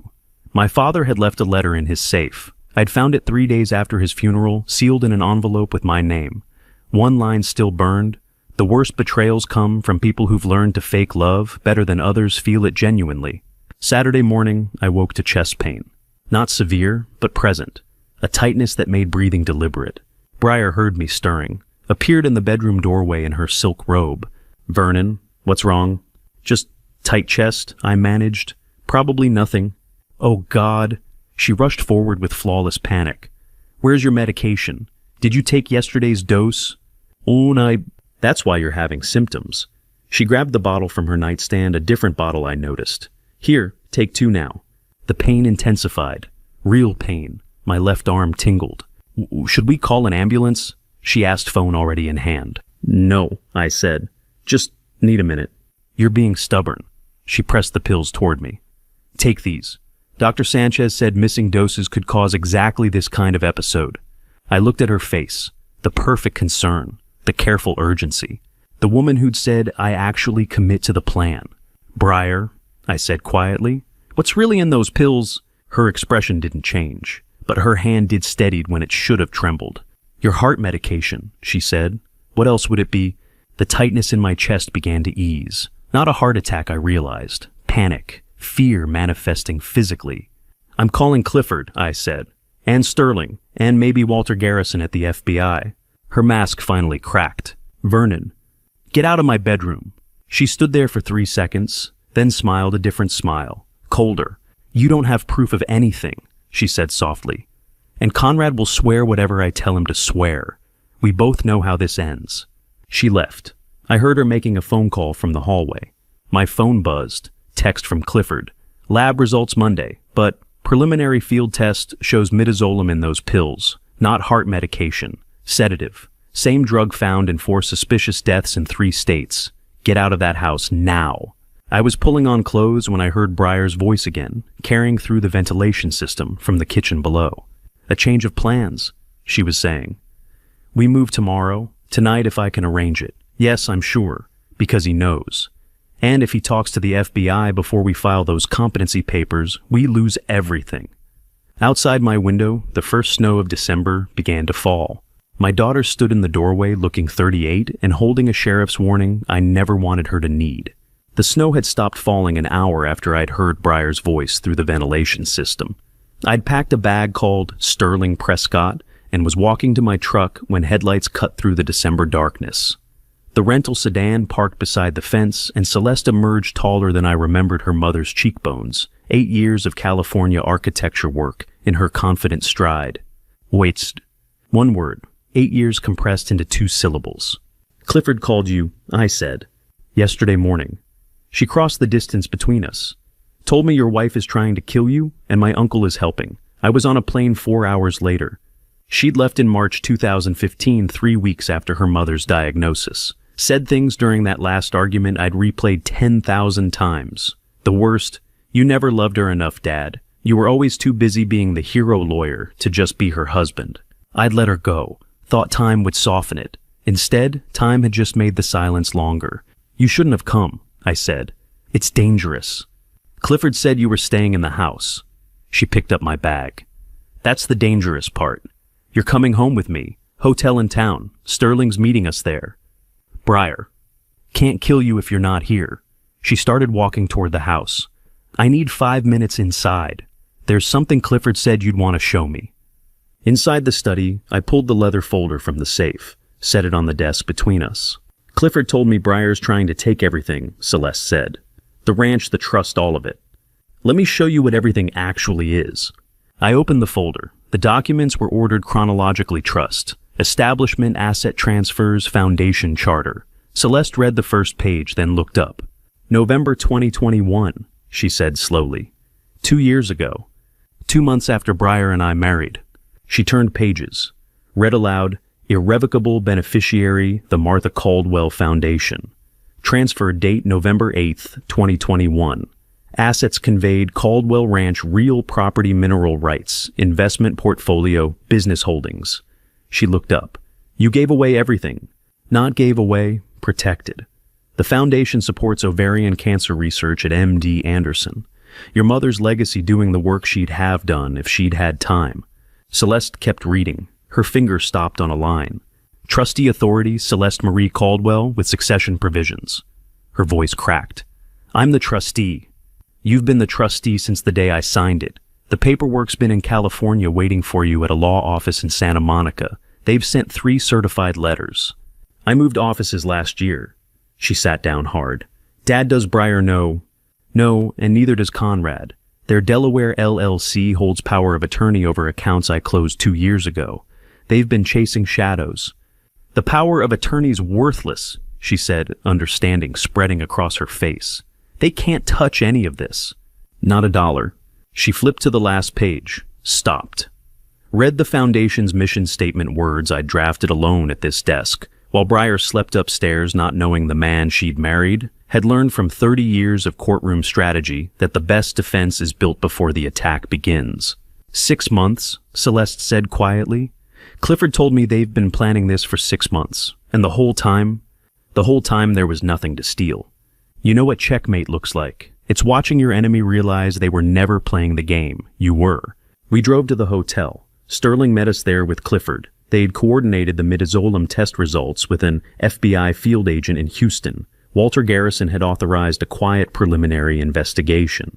The pills from my desk contained enough sedative to render me incompetent for a competency hearing. Not enough to kill, just enough to make me confused, disoriented, unable to defend myself in court. Smart, Sterling said grimly, and calculated. She's done this before. It's 4 times, Clifford added. Brooklyn, Phoenix, Portland, and a case in Nevada still under review. FBI's building a pattern. Celeste listened to all of it, the 312 phone calls between Breyer and Conrad, before she'd ever met me. The Delaware LLC, the fake heart medication, the competency hearing strategy. When they finished, she asked the question I'd been avoiding. Why didn't you tell me 2 years ago, when you set up the foundation? Sterling and Clifford left us alone. We sat on the hotel balcony. December the 16th morning, sunrise turning the plains gold, 2 cups of coffee between us. 8 years ago, you said I didn't love your mother enough, I said finally. That I was too busy being the hero lawyer to just be her husband. I was afraid if I told you about the foundation, you'd think I was buying back lost love. Wanted you to come home on your own when you were ready. Celeste's coffee cup shook. She set it down. I was 30 years old, she said, crying now. Mom had just been diagnosed and I was so angry at the universe I took it out on you. I said that because I hadn't grown up yet. I'm so sorry, Dad. I reached across, held her hand. I loved your mother from the day I met her until the day she died, I said. And every day since. The foundation isn't buying anything back. It's just making sure her fight continues. She'd have loved this, Celeste whispered. All of it. The research, the legacy, the way you protected it before anyone knew it, needed protecting. We sat there as the sun climbed higher. 20 minutes. Not a word. Just 2 people learning that silence can heal what 8 years of distance broke. Finally, Celeste spoke. What happens now? Now? I looked at the folder in my lap. The irrevocable trust that meant Breyer and Conrad had spent 6 months chasing legal control over assets that no longer existed in my name. Their Delaware LLC power of attorney was worthless. But I still had the poison pill in my desk drawer locked in Clifford's evidence bag. An attempted murder doesn't disappear just because the money does. Now we decide, I said, whether to expose them or let them destroy themselves. Celeste leaned back, watched the ranch land stretch toward the horizon. Mom always said you were the most patient man she'd ever met, she said, that you could wait out any opponent. Your mother was right about most things. So we wait. I thought about Breyer's voice through the heating vent, the cold calculation, the way she'd threatened Conrad, manipulated doctors, faked devotion while planning murder. We wait, I said. But not long, because poison doesn't care about patience, and your uncle's phone started ringing again 3 hours ago. My daughter found the file I missed in 40 seconds, and it changed everything we thought we knew about survival odds. Conrad's phone had stopped ringing by Monday afternoon. That silence worried me more than the calls. Celeste sat at my study desk with the laptop I'd used to photograph Breyer's cloud files, her architect's precision turning chaos into grid patterns. Hey, Dad, when you searched her cloud files, did you check nested folders? Access. What nested? She opened a directory I'd photographed but never explored. Phoenix_Reno_old. 8 files inside. These are news articles, she said, clicking the first one. Phoenix, March 2015. Scottsdale Resort, owner dead in apparent suicide. She scrolled. Harold Brennan, 67, found in garage 3 weeks after contested asset seizure. Wife, formerly Diane Mitchell, filed fraud claims against family trust. Authorities ruled death self-inflicted. My hands went cold. There's another one. Celeste opened the second file. Reno, November 2019. Casino owner dies in kitchen fire. This one's Lawrence Kimball, 71. House fire 3 days after preliminary asset seizure hearing. Wife, formerly Sarah Brennan, testified her husband had been despondent over business losses. Fire ruled accidental due to unattended stove. Sarah Brennan, I said slowly. Phoenix victim's widow became Reno victim's wife. As same woman dad, look at the photos. She pulled up 2 archived wedding announcements. Different hair color, different makeup, same bone structure, same cold eyes. That's Breyer, I said. Celeste kept clicking. Bank records, legal filings, a pattern emerging with surgical precision. Phoenix married June 2014, asset seizure, February 2015, suicide, March 2015. Total, take $2.8 million. She moved to the next file. Reno married August 2018, asset seizure, October 2019, fire, November 2019. Total, take $1.7 million. And Texas, I said quietly, married October to 2021. Today is December 16th, 2023. We're right on schedule. Celeste's face had gone pale. "Dad, she's killed 2 people before. Both of them are dead." I called Clifford. "Get someone here," I said when he answered. "Someone who understands what we're looking at." "Already did," he replied. "After you showed me those initial files last week, I reached out to a PI in Phoenix, woman who's been hunting your wife for 8 years. She'll be at my office Wednesday morning. 2 men, 2 asset seizures, 2 deaths ruled accidental. Nothing about Briar Whitfield was accidental. Wednesday, December 18th, Brewster County Sheriff's Office at 11. The woman waiting in Clifford's conference room was 50 Phoenix Sun, worn with the kind of steady eyes that came from watching people lie for a living. She stood when we entered, shook my hand with a grip that meant business. "Denise Frost," she said. "Private Investigator Phoenix. I've been tracking Rebecca Hoyt for 8 years across 3 states, and your wife, Mr. Caldwell, is her." She laid a dossier on the table, thick, professional, the kind of documentation that ended in courtrooms. Real name, Rebecca Ann Hoyt. Born Tucson, 1989. Dropped out of Arizona State junior year, 2010. First marriage, Phoenix lawyer, 2012. Divorced 18 months later with a $250,000 settlement. That's when the pattern started. Denise opened the file. Photographs, timelines, witness statements. It's Phoenix 2015. Harold Brennan, 67, owned 3 resort properties in Scottsdale. She married him as Diane Mitchell. Spent 8 months establishing medical power of attorney financial controls. Witnessed testimony about his declining mental state. Filed asset seizure through a Delaware shell company. Sound familiar? Iao disipon or sixet spregendorin. Very, I said. Harold fought back. Had lawyers' family support evidence. She lost the first hearing. 3 weeks later, he was dead in his garage. Carbon monoxide. No note, no warning, but plenty of testimony from his loving wife about how despondent he'd been. "Police bought it?" Celeste asked. "Police had no reason not to, until the family hired me 6 months later. By then, Diane Mitchell had vanished with $2.8 million. Denise flipped pages. Reno, 2019. Lawrence Kimball, 71 casino owner. Same pattern. She used the name Sarah Brennan, took it from her previous victim. Married him, established control-filed seizure claims. Lawrence fought harder than Harold. Had security investigators locked files. She was losing in court. And then I knew the answer. Kitchen fire, November 2019. House burned with Lawrence inside. Fire marshal ruled it accidental unattended stove gas leak, unfortunate timing. Sarah Brennan collected $1.7 million in life insurance and seized property. "But you didn't buy it," Clifford said. "I was already tracking her by then. Phoenix family had hired me, and I'd connected the dots to Reno, but I was 3 days too late." Denise pulled out a photograph.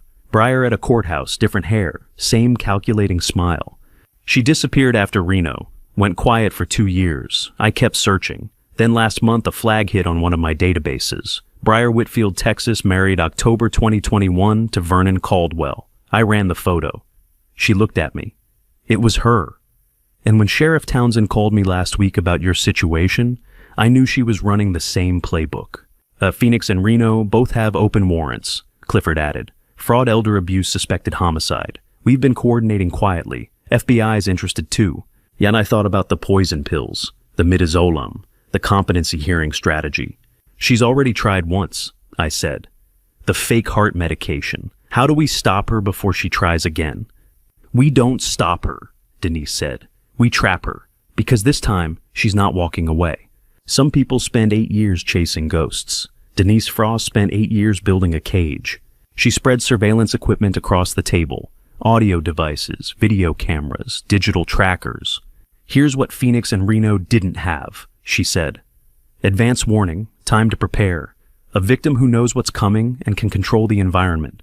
"You want me to go back to the ranch," I said. "I want you to appear vulnerable while we document everything. Conversations, movements, transactions. Every piece builds the case. But you'll have protection me, Sheriff Townsend's deputy's FBI oversight, and something else the previous victims didn't have." "What's that?" Celeste asked. "An irrevocable trust that means everything she's planned is worthless. When she realizes that, and she will, she's going to panic. Panicked predators make mistakes." Denise handed me a thick folder. 8 years of investigation, 2 dead men, 3 states worth of warrants and evidence. "The question isn't whether to trap her," she said. It's how many people it takes to make sure she never walks away. Phoenix wants her. Reno wants her. FBI wants her. And after what she tried with those pills, Texas wants her too. I held the dossier, felt its weight. When do we start? You already did, Denise said. The moment you collected evidence instead of confronting her. The moment you protected assets she didn't know were gone. The moment you called Sheriff Townsend instead of handling this alone. She looked at Clifford, then at Celeste, then back at me. Now we finish it, together. 5 people around my study table meant the difference between justice and another funeral mine. Denise's dossier sat in the center like evidence at trial. Celeste had printed tactical maps. Clifford brought secure phones. And on the laptop screen, Sterling Prescott Mai, Houston oil and gas lawyer, for 20 years, 65 years old, with courtroom scars that made him invaluable in situations where legal precision meant survival, leaned forward from his office. FBI needs 48 hours to review my evidence for federal charges, Denise said. Mann Act violations, interstate fraud, conspiracy to commit wire fraud. If they move fast, we have authority by Friday. December 22nd is Saturday, I said, the fake closing date, which you're going to appear to honor, Sterling said from the screen. I've coordinated with FBI supervision. You'll feign signing the Delaware LLC closing documents at my office. Cameras running audio recording full surveillance. When Breyer and Conrad show up expecting to finalize the asset seizure, they'll be documenting their own conspiracy. What about Conrad? Celeste asked. He's the weak link. That's the barn, Clifford said. We install cameras tonight. Vernon invites Conrad for a private conversation Friday morning. No lawyers, no Breyer, just 2 brothers. We let Conrad think he has a way out if he turns on her. Will he take it? Denise asked. He took my father's money in 1998 without telling me, I said. He spent 25 years carrying that guilt. Give him a choice between prison and confession he'll break. Sterling nodded. 3-day timeline, FBI review finishes Thursday night, barn confrontation, Friday morning, fake closing, Saturday afternoon. Everything has to be tight or she runs. She's already planning to run, Denise said. Phoenix and Reno both showed escape preparation 2 weeks before closing dates. We need to watch for offshore transfers, travel bookings, identity documents. I'll handle that, came a voice from the doorway. Leora Bentley stood there, 26 Marthe's niece, the nurse who'd stayed with my first wife through the final months of hospice. She'd inherited her aunt's steady competence and quiet strength. Leora, I said, you shouldn't. Aunt Marta would want me here, she interrupted gently. And I'm trained in observation. Let me tail Breyer if she leaves the ranch. Mobile surveillance. She doesn't know my car, doesn't know my face well enough to recognize me in traffic. Denise studied her. You understand the risk if she sees you? As she killed 2 men and tried to kill Vernon, Leora said.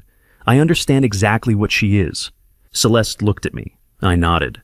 Okay, Denise said. But you report every movement to me. No heroics. We spent 3 hours mapping it out. Communication protocols, evidence chains, contingency plans if Breyer accelerated her timeline. Sterling coordinated FBI agent assignments. Clifford arranged deputy backup. Denise confirmed her contacts in Phoenix and Reno were ready to move when federal charges landed. Building a trap for a serial killer is like defusing a bomb one wrong wire, and you're the casualty. By midnight, everyone had left except Celeste. Dad, she said quietly, what if she doesn't show up Saturday? What if she runs before we're ready? And then Denise and the FBI chase her like they've been chasing her for 8 years, I said. But this time, they have evidence warrants and a conspiracy charge that includes Conrad. She can run, but she can't hide from federal jurisdiction. And you, Celeste's voice cracked, if she figures it out early and comes after you, I'm 63 years old, spent 8 years as a JAG prosecutor. I know how to handle dangerous people. I touched her shoulder. And this time, I'm not alone. Your mother taught me that. Celeste left for the hotel. I stayed at the ranch, had to maintain appearances. Breyer came home Wednesday night, December 20th, with shopping bags and her practiced smile. How was town? I asked. Exhausting. Christmas shopping. She kissed my cheek. Listen, Conrad called. Needs me to check some ranch business paperwork in San Antonio. I'll be gone 2 days, Thursday and Friday. San Antonio. I kept my voice neutral.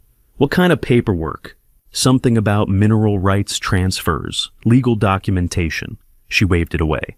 Boring stuff, but he's nervous about the LLC closing Saturday. Wants everything perfect. 2 days is a long time for paperwork.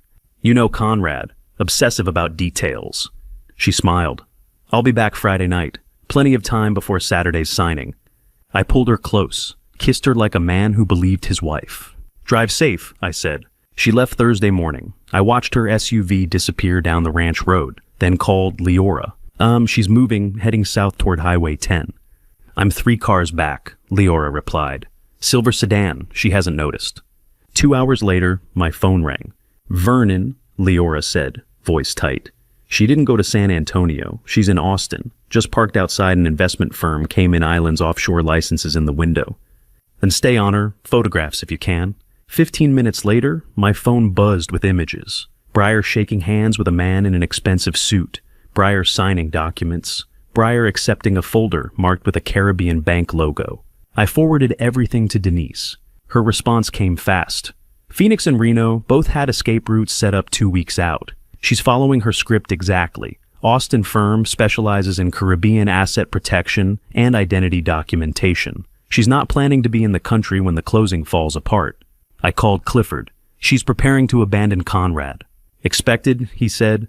That's why we're moving Friday. She thinks she has 2 more days. We're closing the net early. San Antonio was northwest. She drove east to Austin. The lie was the tell. Friday morning, I texted Conrad. Need to talk. Barn 9 a.m. Just us. Important. His response took 3 minutes. About what?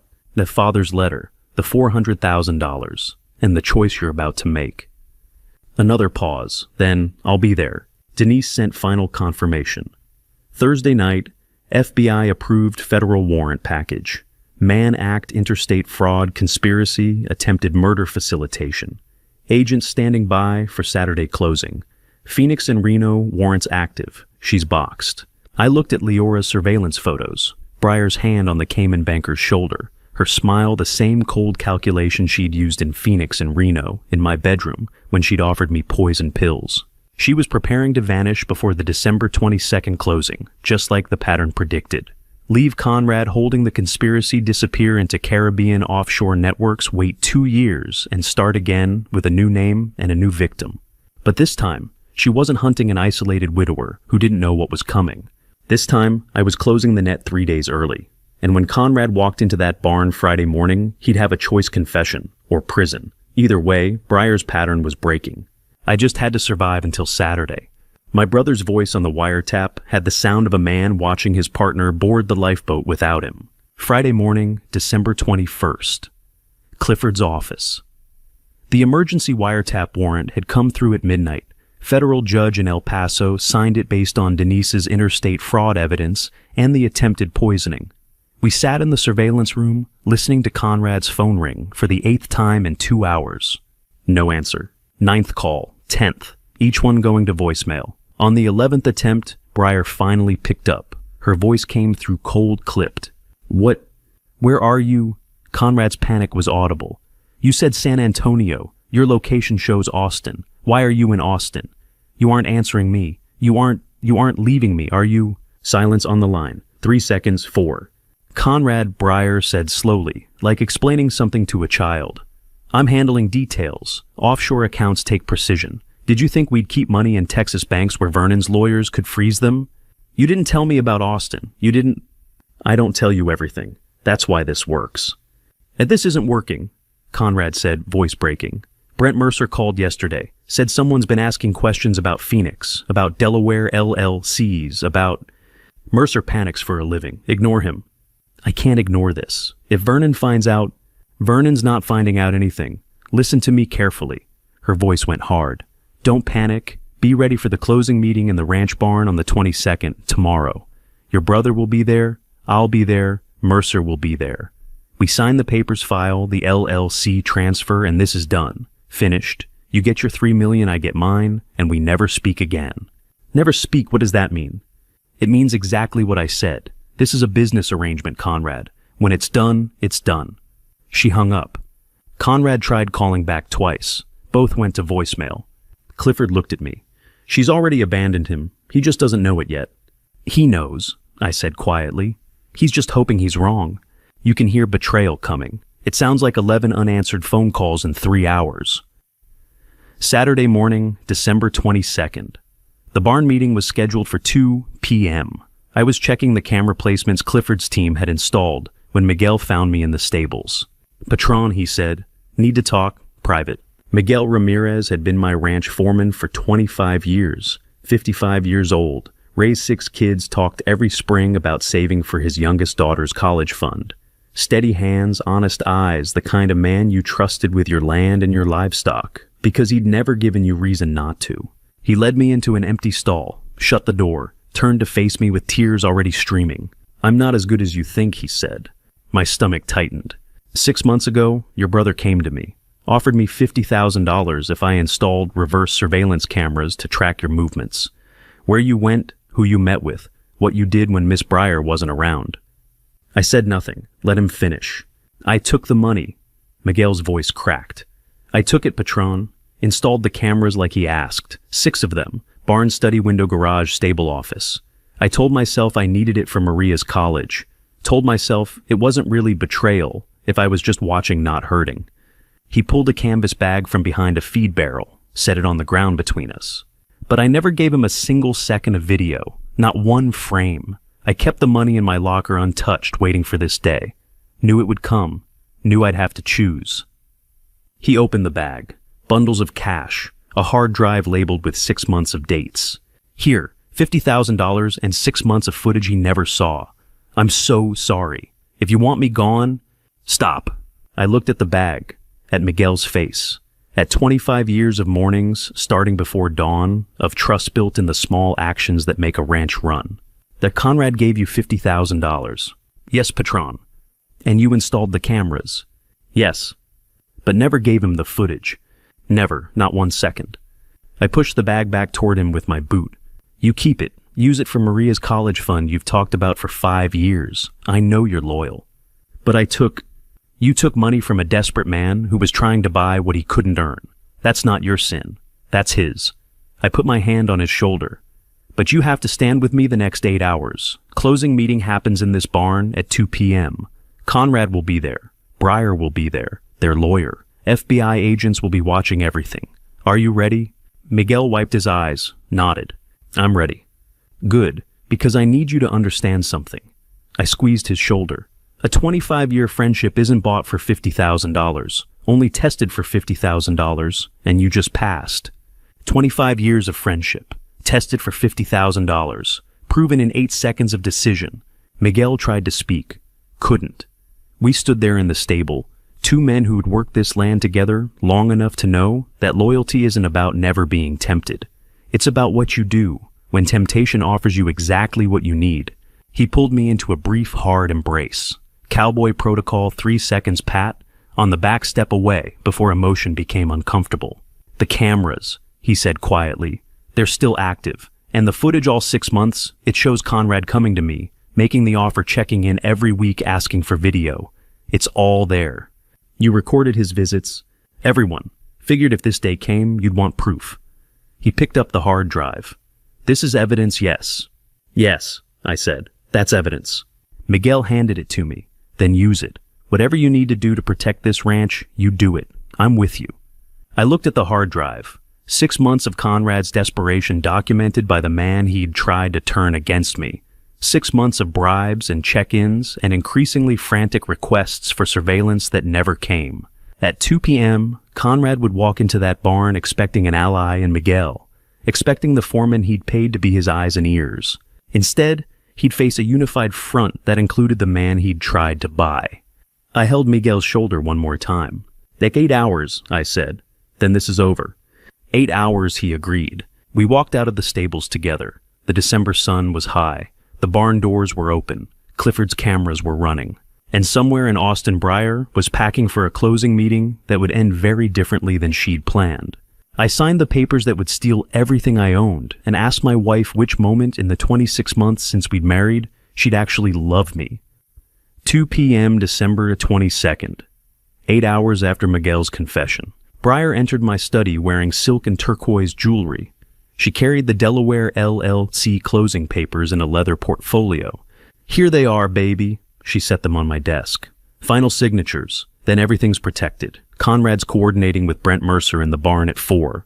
I picked up my pen with a hand I let shake slightly, the forgetful old man routine. Where do I sign? She pointed to 3 places. I signed all 3 Vernon Caldwell in my clearest handwriting, steady enough to be legal, shaky enough to sell the performance. Thank you, baby. She kissed me. I love you.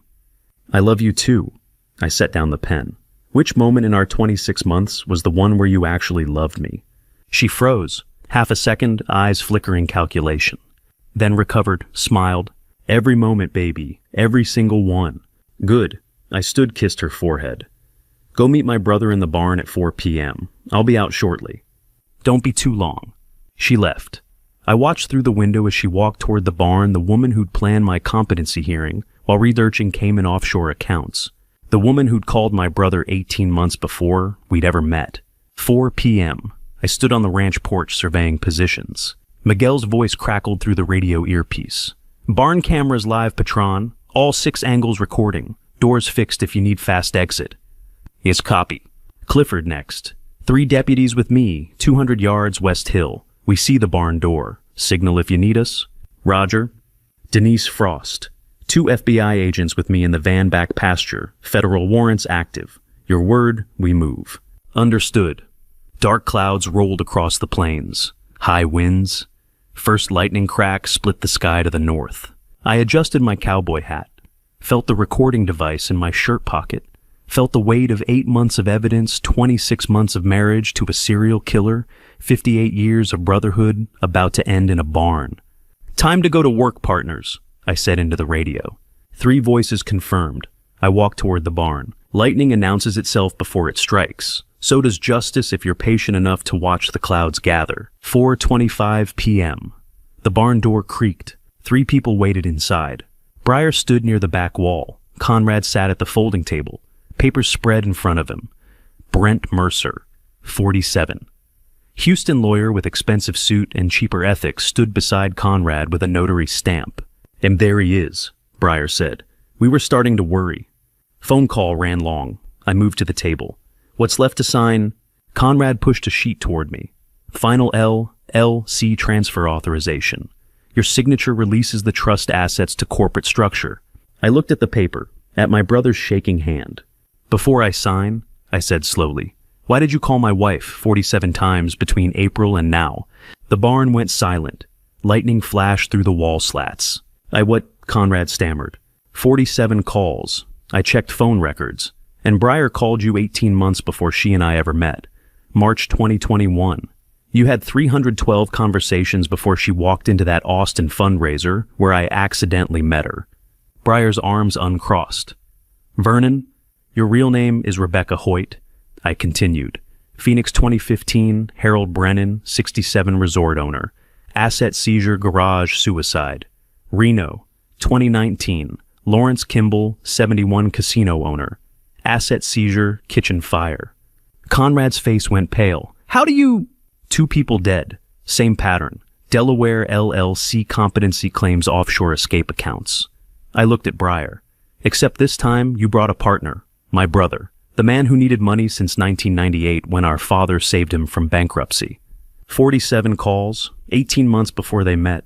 2 dead men, 1 shaking gun. Conrad stood, reached into his jacket. When his hand came out, it held a pistol, small caliber, the kind you buy for protection and pray you never use. His hand shook so badly I could see the barrel trembling. You know too much, brother, he said.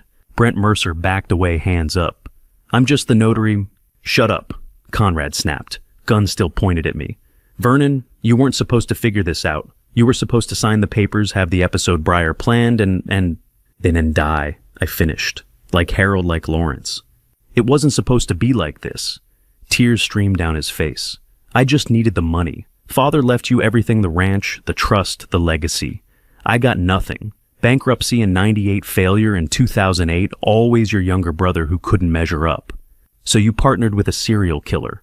I partnered with someone who could fix it. He sobbed. Someone who had a plan, who knew how to... He stopped, gun shaking harder. Breyer moved toward the side door. Quiet, calculated. Don't move, Rebecca, I said without looking at her. FBI's outside. You run, you don't make it 50 yards. She froze. Conrad's gun barrel wavered between me and her, and some invisible point where his conscience was screaming. Conrad, I said quietly, put down the gun. I can't. If I do, I go to prison. If I don't, he sobbed. I don't want to shoot you. You're my brother. Then don't. But she said Breyer said, way she's going to prison in Phoenix and Reno for homicide. I said, you can go with her, or you can put down the gun and tell the FBI everything. Your choice. Lightning cracked directly overhead. Thunder shook the barn. Conrad's hand shook. Gun pointed at my chest. The weapon trembled in the lightning flashes through the barn slats. When guns shake, the man holding them is waiting for someone to save him from the situation, from himself, from the choice he doesn't want to make. I stood still, brother, pointing a weapon at me and waited to see who would save Conrad first. I pointed to the barn ceiling and watched my brother's conspiracy die in the space between his eyes and the cameras he'd never seen. Those cameras Miguel installed, I said. 6 months of footage, every conversation, every bribe attempt, every moment you thought you were buying his loyalty. Conrad's gun hand dropped slightly. His eyes went to the ceiling, 6 small lenses mounted in the rafters, LED lights blinking red. No, he whispered. Breyer's face drained of color. She took a step back. And you're talking to 5 FBI microphones right now? I continued, recording every word. Phoenix wants you for Harold Brennan's murder. Reno wants you for Lawrence Kimball. Texas wants you for attempted poisoning and conspiracy to commit fraud. You're bluffing, Breyer said, but her voice had lost its warmth. Cold calculation now. Survival mode. Am I? I pulled a small recorder from my pocket. Hit play. Her own voice filled the barn. I've been doing this since I was 22. Brooklyn Phoenix, that tech executive in Portland, they all thought they were careful too. The difference is, I actually commit to the plan. From the wiretap. The conversation Conrad had overheard through the heating vent. Breyer's jaw tightened. Here's the interesting part, I said. Phoenix P.I. Denise Frost met you in Austin last week, not for Cayman accounts, for an immunity deal. Phoenix and Reno, murders she offered you full immunity if you flipped on my brother. Conrad's gun lowered completely. He stared at Breyer. You agreed 4 days ago, I continued. December 18th, signed a cooperation agreement. Federal witness protection in exchange for testimony against Conrad Caldwell as your co-conspirator and primary accomplice in a multi-state fraud and murder scheme. At that, Breyer started. True, I finished. Every word. You sold him before you even came back to the ranch Friday. The Cayman account's empty. You transferred everything to a separate offshore structure with only your name. Conrad was never getting $3 million. He was getting a cell. Conrad's face went white. The gun trembled. Beer, he said quietly. Tell him he's lying. She didn't. Breyer, his voice broke. Tell him. She looked at Conrad with the same cold eyes she'd used on Harold Brennan, on Lawrence Kimball, on every man who'd believed her performance. I do what I have to do to survive, she said flatly. You were always the backup plan, Conrad. Insurance at Vernon proved harder to kill than the others. You want to know what betrayal looks like? Watch a man realize his partner sold him 4 days before he pulled a gun for her. Conrad's hand went limp. The pistol clattered to the barn floor. The doors swung open. Clifford Townsend entered first service weapon drawn. 3 FBI agents behind him, 2 men, 1 woman, all in tactical vests with federal insignia. Hands up, both of you, Clifford said. You're under arrest. Breyer raised her hands slowly. Calculated. Already planning her next move. Conrad just stood there staring at nothing. Denise Frost entered last, holding a folder. She walked directly to Breyer. Rebecca Ann Hoyt, she said formally. FBI has warrants from Arizona and Nevada for conspiracy to commit murder, elder abuse, and wire fraud. You have the right to remain silent. Breyer smiled, actually smiled. I have immunity, she said. Check your files. December 18th, Phoenix Field Office. I'm a federal witness. For Phoenix and Reno, Denise agreed. Not for Texas. Attempted murder of Vernon Caldwell, conspiracy to commit fraud and violation of the Mann Act fall outside your immunity agreement. You're going to jail, Rebecca. The only question is which state gets you first. The smile vanished. 2 agents moved forward with handcuffs. Breyer didn't resist. Professional to the end. Conrad watched them cuff her, watched them lead her past him toward the door. She didn't look at him. Didn't acknowledge 30 years of planning 6 months of conspiracy or the brother she'd convinced to betray everything for money that had never existed. Another agent cuffed Conrad. He didn't resist either, just stood there crying silently as they read him his rights. "Vernon," Clifford said quietly. "You okay?" "Yeah," I said. "I'm okay." But I wasn't sure that was true. 5:30 p.m. Ranch Yard. Rain had started heavy cold, the kind of December storm that turns dirt to mud. Conrad sat handcuffed in the back of a sheriff's cruiser. Breyer was already gone, loaded into an FBI van heading for El Paso processing. 2 agents were photographing the barn. Another was collecting the gun Conrad had dropped. Celeste stood beside me on the porch, watching officers move through the rain. She'd been inside the house during the barn confrontation, maintaining the facade of ignorance. Now, she just held my arm. "Dad," she said softly. "It's over." "Not yet." I walked across the yard toward the cruiser. Rain soaked through my shirt in seconds. Conrad looked up when I opened the door. His face was destroyed tears mud rain, all of it mixing into something broken. "Brother," he said, voice barely audible. "Did Dad really save me in 98? I nodded. $400,000, July 1998, bankruptcy court in Houston. He paid it quietly, told the judge to seal the records and never mentioned it to you. As it was, because he was afraid you'd feel weak, afraid you'd think he was buying your love or proving you couldn't succeed on your own. He wanted you to believe you'd recovered through your own strength." Conrad's face crumpled. He slid forward off the seat knees, hitting mud-handcuffed hands behind his back. He sobbed loud, wrenching sounds that carried across the yard. 2 deputies moved to help him up. I waved them back. My brother didn't cry for the $11 million or the 30 years of conspiracy. He cried in the mud for our father's love he'd never known about. Celeste came to my side, put her hand on my shoulder. "Let them take him," she said gently. I nodded. The deputies lifted Conrad, carefully guided him back into the cruiser. He kept crying as they closed the door, kept crying as the car pulled away through the rain. I stood there watching taillights disappear. "Dad," Celeste said, "Grandpa was trying to protect Uncle Conrad." "I know," I said. "But he was wrong. Secrets don't protect people. They starve them of the love that could have saved them decades earlier." The rain intensified. Lightning cracked overhead. And I realized my father's greatest mistake wasn't the money he'd spent or the truth he'd hidden. It was believing that love had to be earned instead of given. My daughter held me in the December rain for the first time in 8 years, and neither of us said a word. 6 p.m., the ranch porch. Conrad's taillights had disappeared into the storm 20 minutes ago. The FBI van with Breyer had been gone longer. Clifford and Denise had left after taking final statements, promising to coordinate with Phoenix and Reno prosecutors. Now it was just family. Celeste stepped forward from the porch overhang into the rain, wrapped her arms around me without speaking. Her shoulders shook, crying again, but different this time. Not grief, release. I held her. Let the rain soak us both. Let 8 years of distance dissolve in water and silence. Miguel and Maria stood near the barn entrance, giving us space. Maria, 60 years old. Miguel's wife, the ranch housekeeper who'd worked alongside her husband for decades, keeping this place running, wiped her eyes with her apron. She'd known Mart, had been there through the hospice months, had watched our family fracture, and was now watching it begin to heal. Finally, Celeste pulled back. Rain dripped from her hair. "Dad," she said quietly, "did Mom know about the foundation?" I nodded. "She suggested it, 3 weeks before she passed. We were sitting in the hospice room. You'd gone back to California the day before. She was lucid that morning, sharp, like the cancer had given her one last clear window." "What did she say?"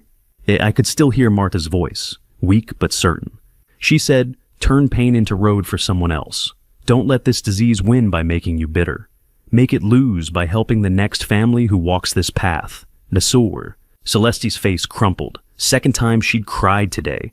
First was in the hotel when we'd talked about the 8-year rift. This was different. This was her mother's voice reaching across 6 years to give her daughter permission to come home. "I blamed you," she whispered. "For 8 years I blamed you for not loving her enough. But she was teaching you how to love her even after she was gone." "She was teaching us both," I said. Celeste looked at the ranch, the barn where Conrad had pulled a gun, the study where I'd signed papers that meant nothing, the land that had nearly been stolen by conspiracy. "And Dad," she said, "I want to come home. I want to work for the foundation. With you. Help run it. Make sure Mom's legacy does exactly what she wanted." I pulled her close again.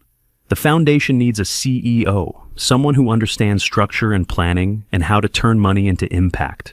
Someone who cares about the mission more than the salary. I'm an architect, she said. I build things. Let me build this. Then come home. Some people spend 8 years running from grief. Others spend 8 years learning grief can be transformed into someone else's hope. Miguel and Maria approached slowly. Maria carried towels. Patron, Miguel said. The barn cameras are dismantled. FBI took the hard drives. House is secure. You should rest. Thank you, Miguel. Both of you. I looked at Maria. For everything. For staying. For keeping this place running while I was fighting battles I didn't know were coming. Maria handed us towels. This is family, Mr. Caldwell. Family stays. Celeste squeezed my hand.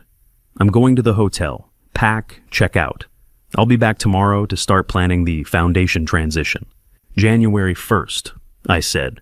Trust activates in 9 days. Then we have work to do. She kissed my cheek and left. I watched her rental car navigate the muddy ranch road until the taillights disappeared. Miguel and Maria headed to their cottage on the south pasture. The house went quiet. 11 p.m., my study. I'd avoided this room since the arrests. Too many ghosts. Conrad sitting across from me, asking about trust documents. Breyer bringing me coffee laced with concern and poison. My father's letter still locked in the safe. But tonight, I needed to be here. I opened the Marth Foundation folder for the first time since the ordeal ended. The leather portfolio Sterling Prescott had prepared. Official documents, trust structure, mission statement. I read aloud to the empty room. Annual budget supports scholarships and medical costs for 200-plus children diagnosed with ovarian and related cancers. Trust activation, January 1st. Renewable funding structure ensures perpetual operation. 200 children every year. Families who wouldn't have to choose between treatment and bankruptcy.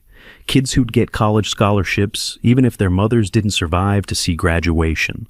Marta's pain turned into someone else's road. I pulled out a blank sheet of foundation letterhead, uncapped my pen, wrote in the neat script my JAG training had drilled into me 30 years ago. Effective January 1st, 2024. Celeste Marie Caldwell is designated Chief Executive Officer of the Martha Caldwell Foundation.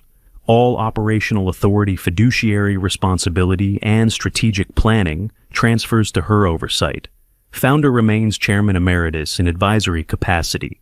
I signed it, dated it, placed it in the folder. The succession plan was complete. The conspiracy had failed. The irrevocable trust that Breyer and Conrad had spent 6 months trying to steal would activate in 9 days untouched, exactly as Martin and I had designed it. I closed the folder, looked at the shelf behind my desk. Marthe's photo sat there taken during our 20th anniversary, 5 years before the cancer diagnosis. She was laughing, wind in her hair. The ranch spread out behind her. I picked up the frame, studied her face. I had to lose a wife and a brother to keep you alive, I said quietly. But it worked. The 11 million is safe. Celeste's coming home, and you're going to live 50 more years through children who never met you. Martha died in 2017. 7 years of grief, 2 years of planning, 6 months of fighting a conspiracy designed to erase her legacy. Tonight she became immortal through 200 children every year who would never know her name, but would carry her gift forward. I set the photo back on the shelf, turned off the study light. Outside, the rain had stopped. Stars were breaking through the clouds. The kind of clear December night that made Texas plains look infinite. January 1st was 9 days away.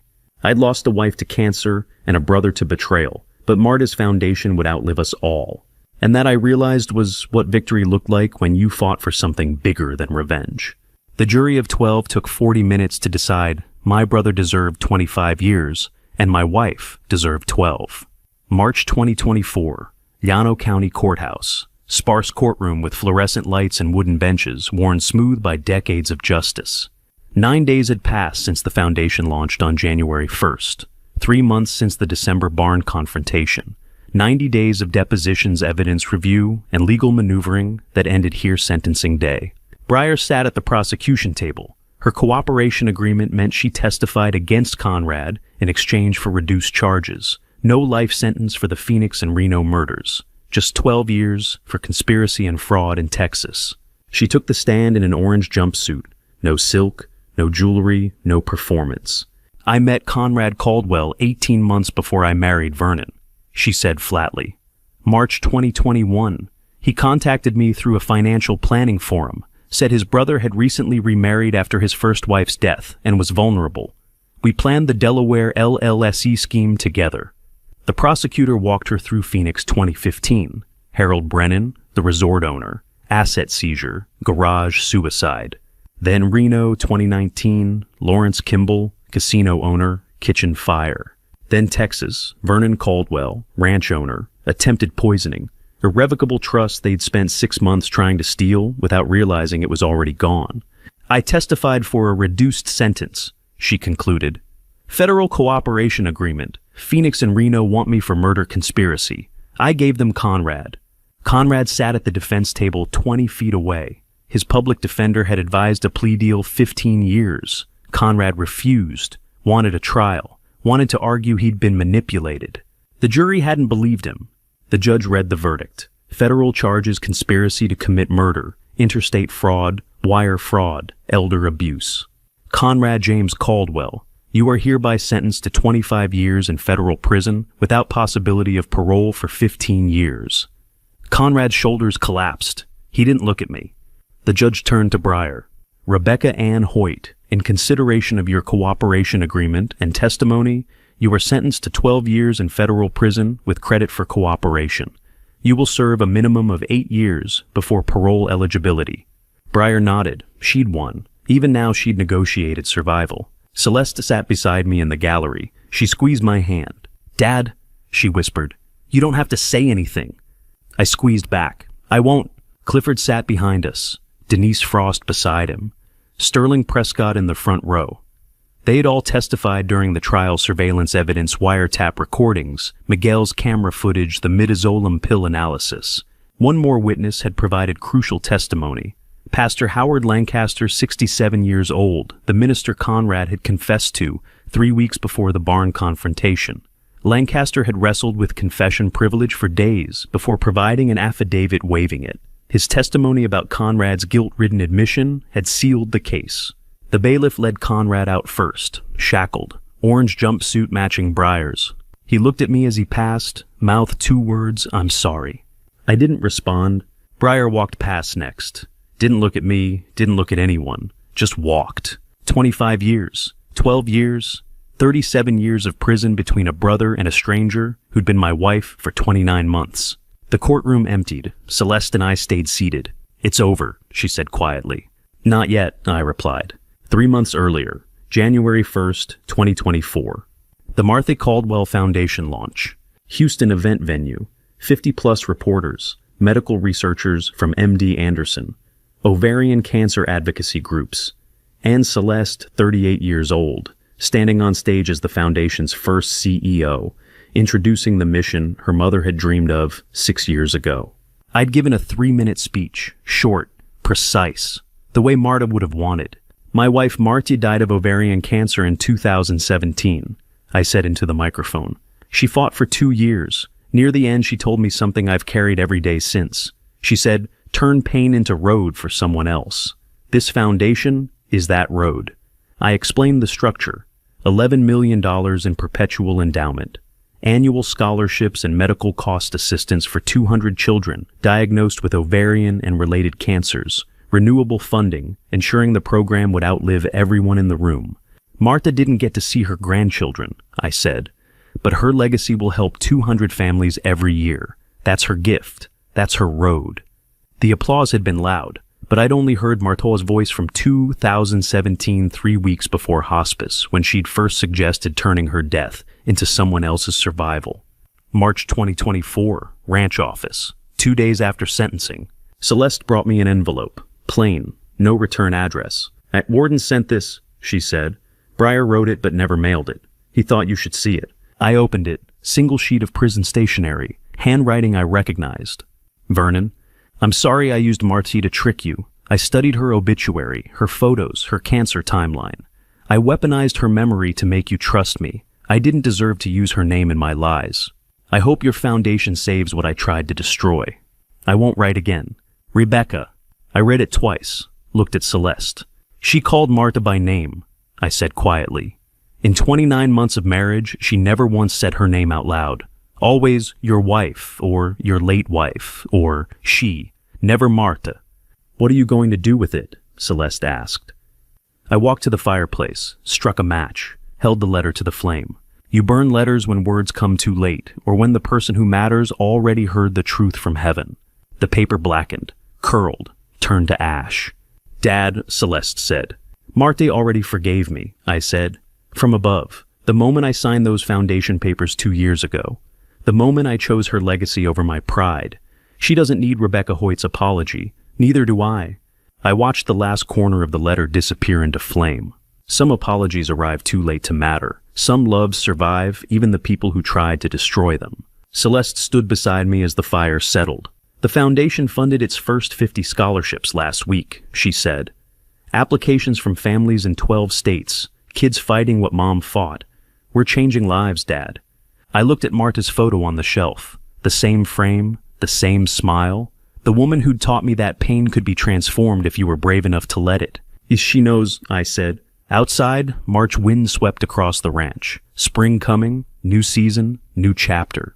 Conrad would serve 25 years in federal prison. Breyer would serve 12. The conspiracy was over. The foundation was alive. And Marta, 6 years gone, was more present now than she'd been the day she died. Because love doesn't end when the person leaves. It just finds new roads.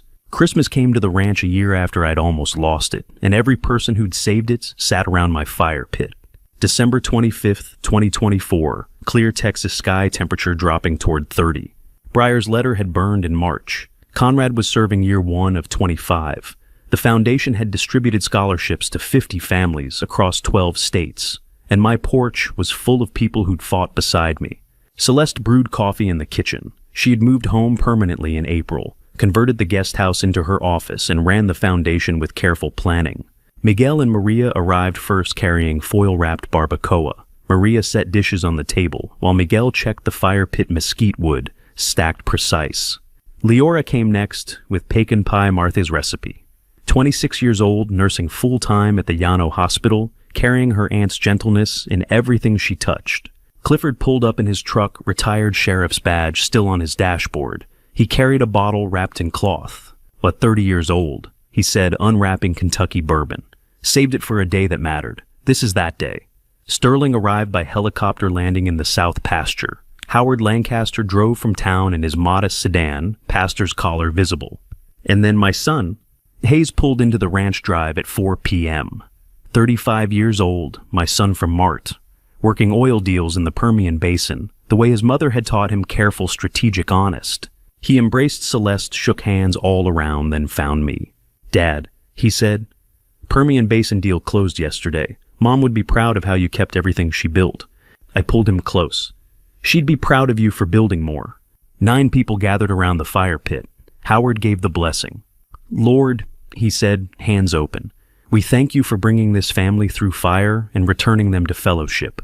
Bless this food and these souls. Amen. We ate barbacoa and talked about the year.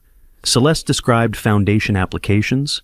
217 families helped 3 research grants funded at MD Anderson. Hayes talked about oil prices and Permian production. Miguel mentioned the new fence line. Maria asked about everyone's health. Clifford poured whiskey into 9 glasses. We raised them without toast. Some moments don't need words. The sun touched the horizon. I stood. Wait here, I said. I walked to my study, pulled open the filing cabinet drawer I'd locked a year ago, retrieved the stack of papers I'd kept as evidence but no longer needed. Waiver forms, power of attorney, Delaware LLC closing documents, Breyer's letters, all of it the paper trail of a conspiracy that had nearly stolen my life. I carried the stack back to the fire pit. Everyone watched. Waiver, I said, feeding the first sheet to flames. Power of attorney, another sheet.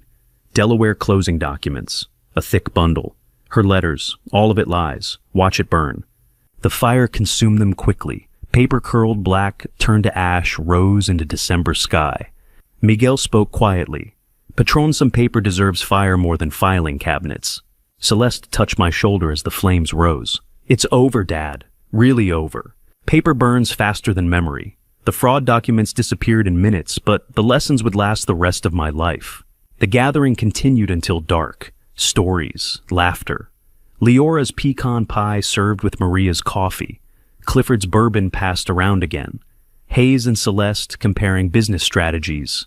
Howard talking quietly with Sterling about legal ethics and forgiveness. Family, not all by blood, but all by choice. One by one they left. Promises to gather at New Year's, Celeste to her guest house, Hayes to the hotel before his Midland flight, Miguel and Maria to their cottage, Leora to her apartment. Clifford, Sterling, Howard to their homes. I sat alone on the porch with the last glass of bourbon as the sun finished setting over the hill country. The sky turned the color of Marta's favorite rose garden, deep orange fading to purple. 63 years I'd lived on this land. 11 months someone had tried to take it away through conspiracy and poison and paperwork designed to declare me incompetent. 42 days from the moment I discovered the truth until the December barn confrontation when it all ended. The foundation was running. My children were home. Justice had been served. Pain had become a road for 200 families every year. Martha's voice echoed from 2017, turn pain into road for someone else. I'd done it. We'd done it. You want to know what winning looks like at 63 Whiskey Sunset and every person who fought beside you still breathing around your fire. I took a sip, felt the burn, watched the last light disappear behind the hills. Conrad would serve 25 years. Breyer would serve 12. The irrevocable trust I'd established had saved everything Martha and I built. The ranch would pass to Hayes and Celeste. The foundation would outlive us all. Sometimes old men forget where they put their keys or what day it is or the name of someone they met last week. But there are things old men remember better than anyone else. Love that survives death. Loyalty that can't be bought. Land worth fighting for. Family worth saving. And the difference between apologies that matter and apologies that arrive too late. I finished the bourbon, set the glass down, looked at the empty chairs around the fire pit. Christmas 2024. 1 year after the conspiracy ended, the ranch was quiet. The fire had burned to embers. The stars were coming out. I stood, walked inside, turned off the porch light. Tomorrow Celeste would review January scholarship applications. Hayes would fly back to the Permian Basin. Miguel would check the fence line. Maria would clean the kitchen. Life would continue the way it always had on this ranch, steady, purposeful, rooted in land and love. But tonight I slept, knowing Marta's legacy was secure. My children were home, and the road we'd turn pain into would carry families forward long after my name was forgotten. That was enough. That was everything. And to you, listening to my story, remember this family betrayal doesn't always announce itself with violence. Sometimes it arrives wearing the face of love. I spent 63 years believing that silence protected the people I loved. My father kept secrets to shield my brother from shame. I kept secrets to preserve his dignity. But those hidden truths became the soil where family betrayal took root. Don't make my mistake. Don't confuse silence with protection. The truth told in love, even painful truth, is always stronger than secrets kept in fear. This family story taught me something I wish I'd learned earlier. Loyalty without honesty isn't loyalty at all. It's just enabling betrayal to grow in darkness. When you love someone, you owe them the truth, even when it's hard to give and harder to receive. I believe God allowed this family betrayal to teach me what love really requires, not just protection, but courage. The courage to speak truth. The courage to demand accountability. The courage to forgive without forgetting the lessons. My brother's choices were his own, but my silence made them easier. If this family story moved you, I'd love to hear your thoughts in the comments below. Have you ever faced family betrayal or had to choose between loyalty and truth? Your perspective might help someone else navigating their own difficult path. Please share this with anyone who needs to hear it and subscribe to for more stories about resilience, redemption, and the complicated truth about family. Thank you for staying until the very end of this journey with me. Some details have been adjusted for storytelling and reflection, but the lesson remains true. Secrets don't protect. They starve the very love they were meant to preserve.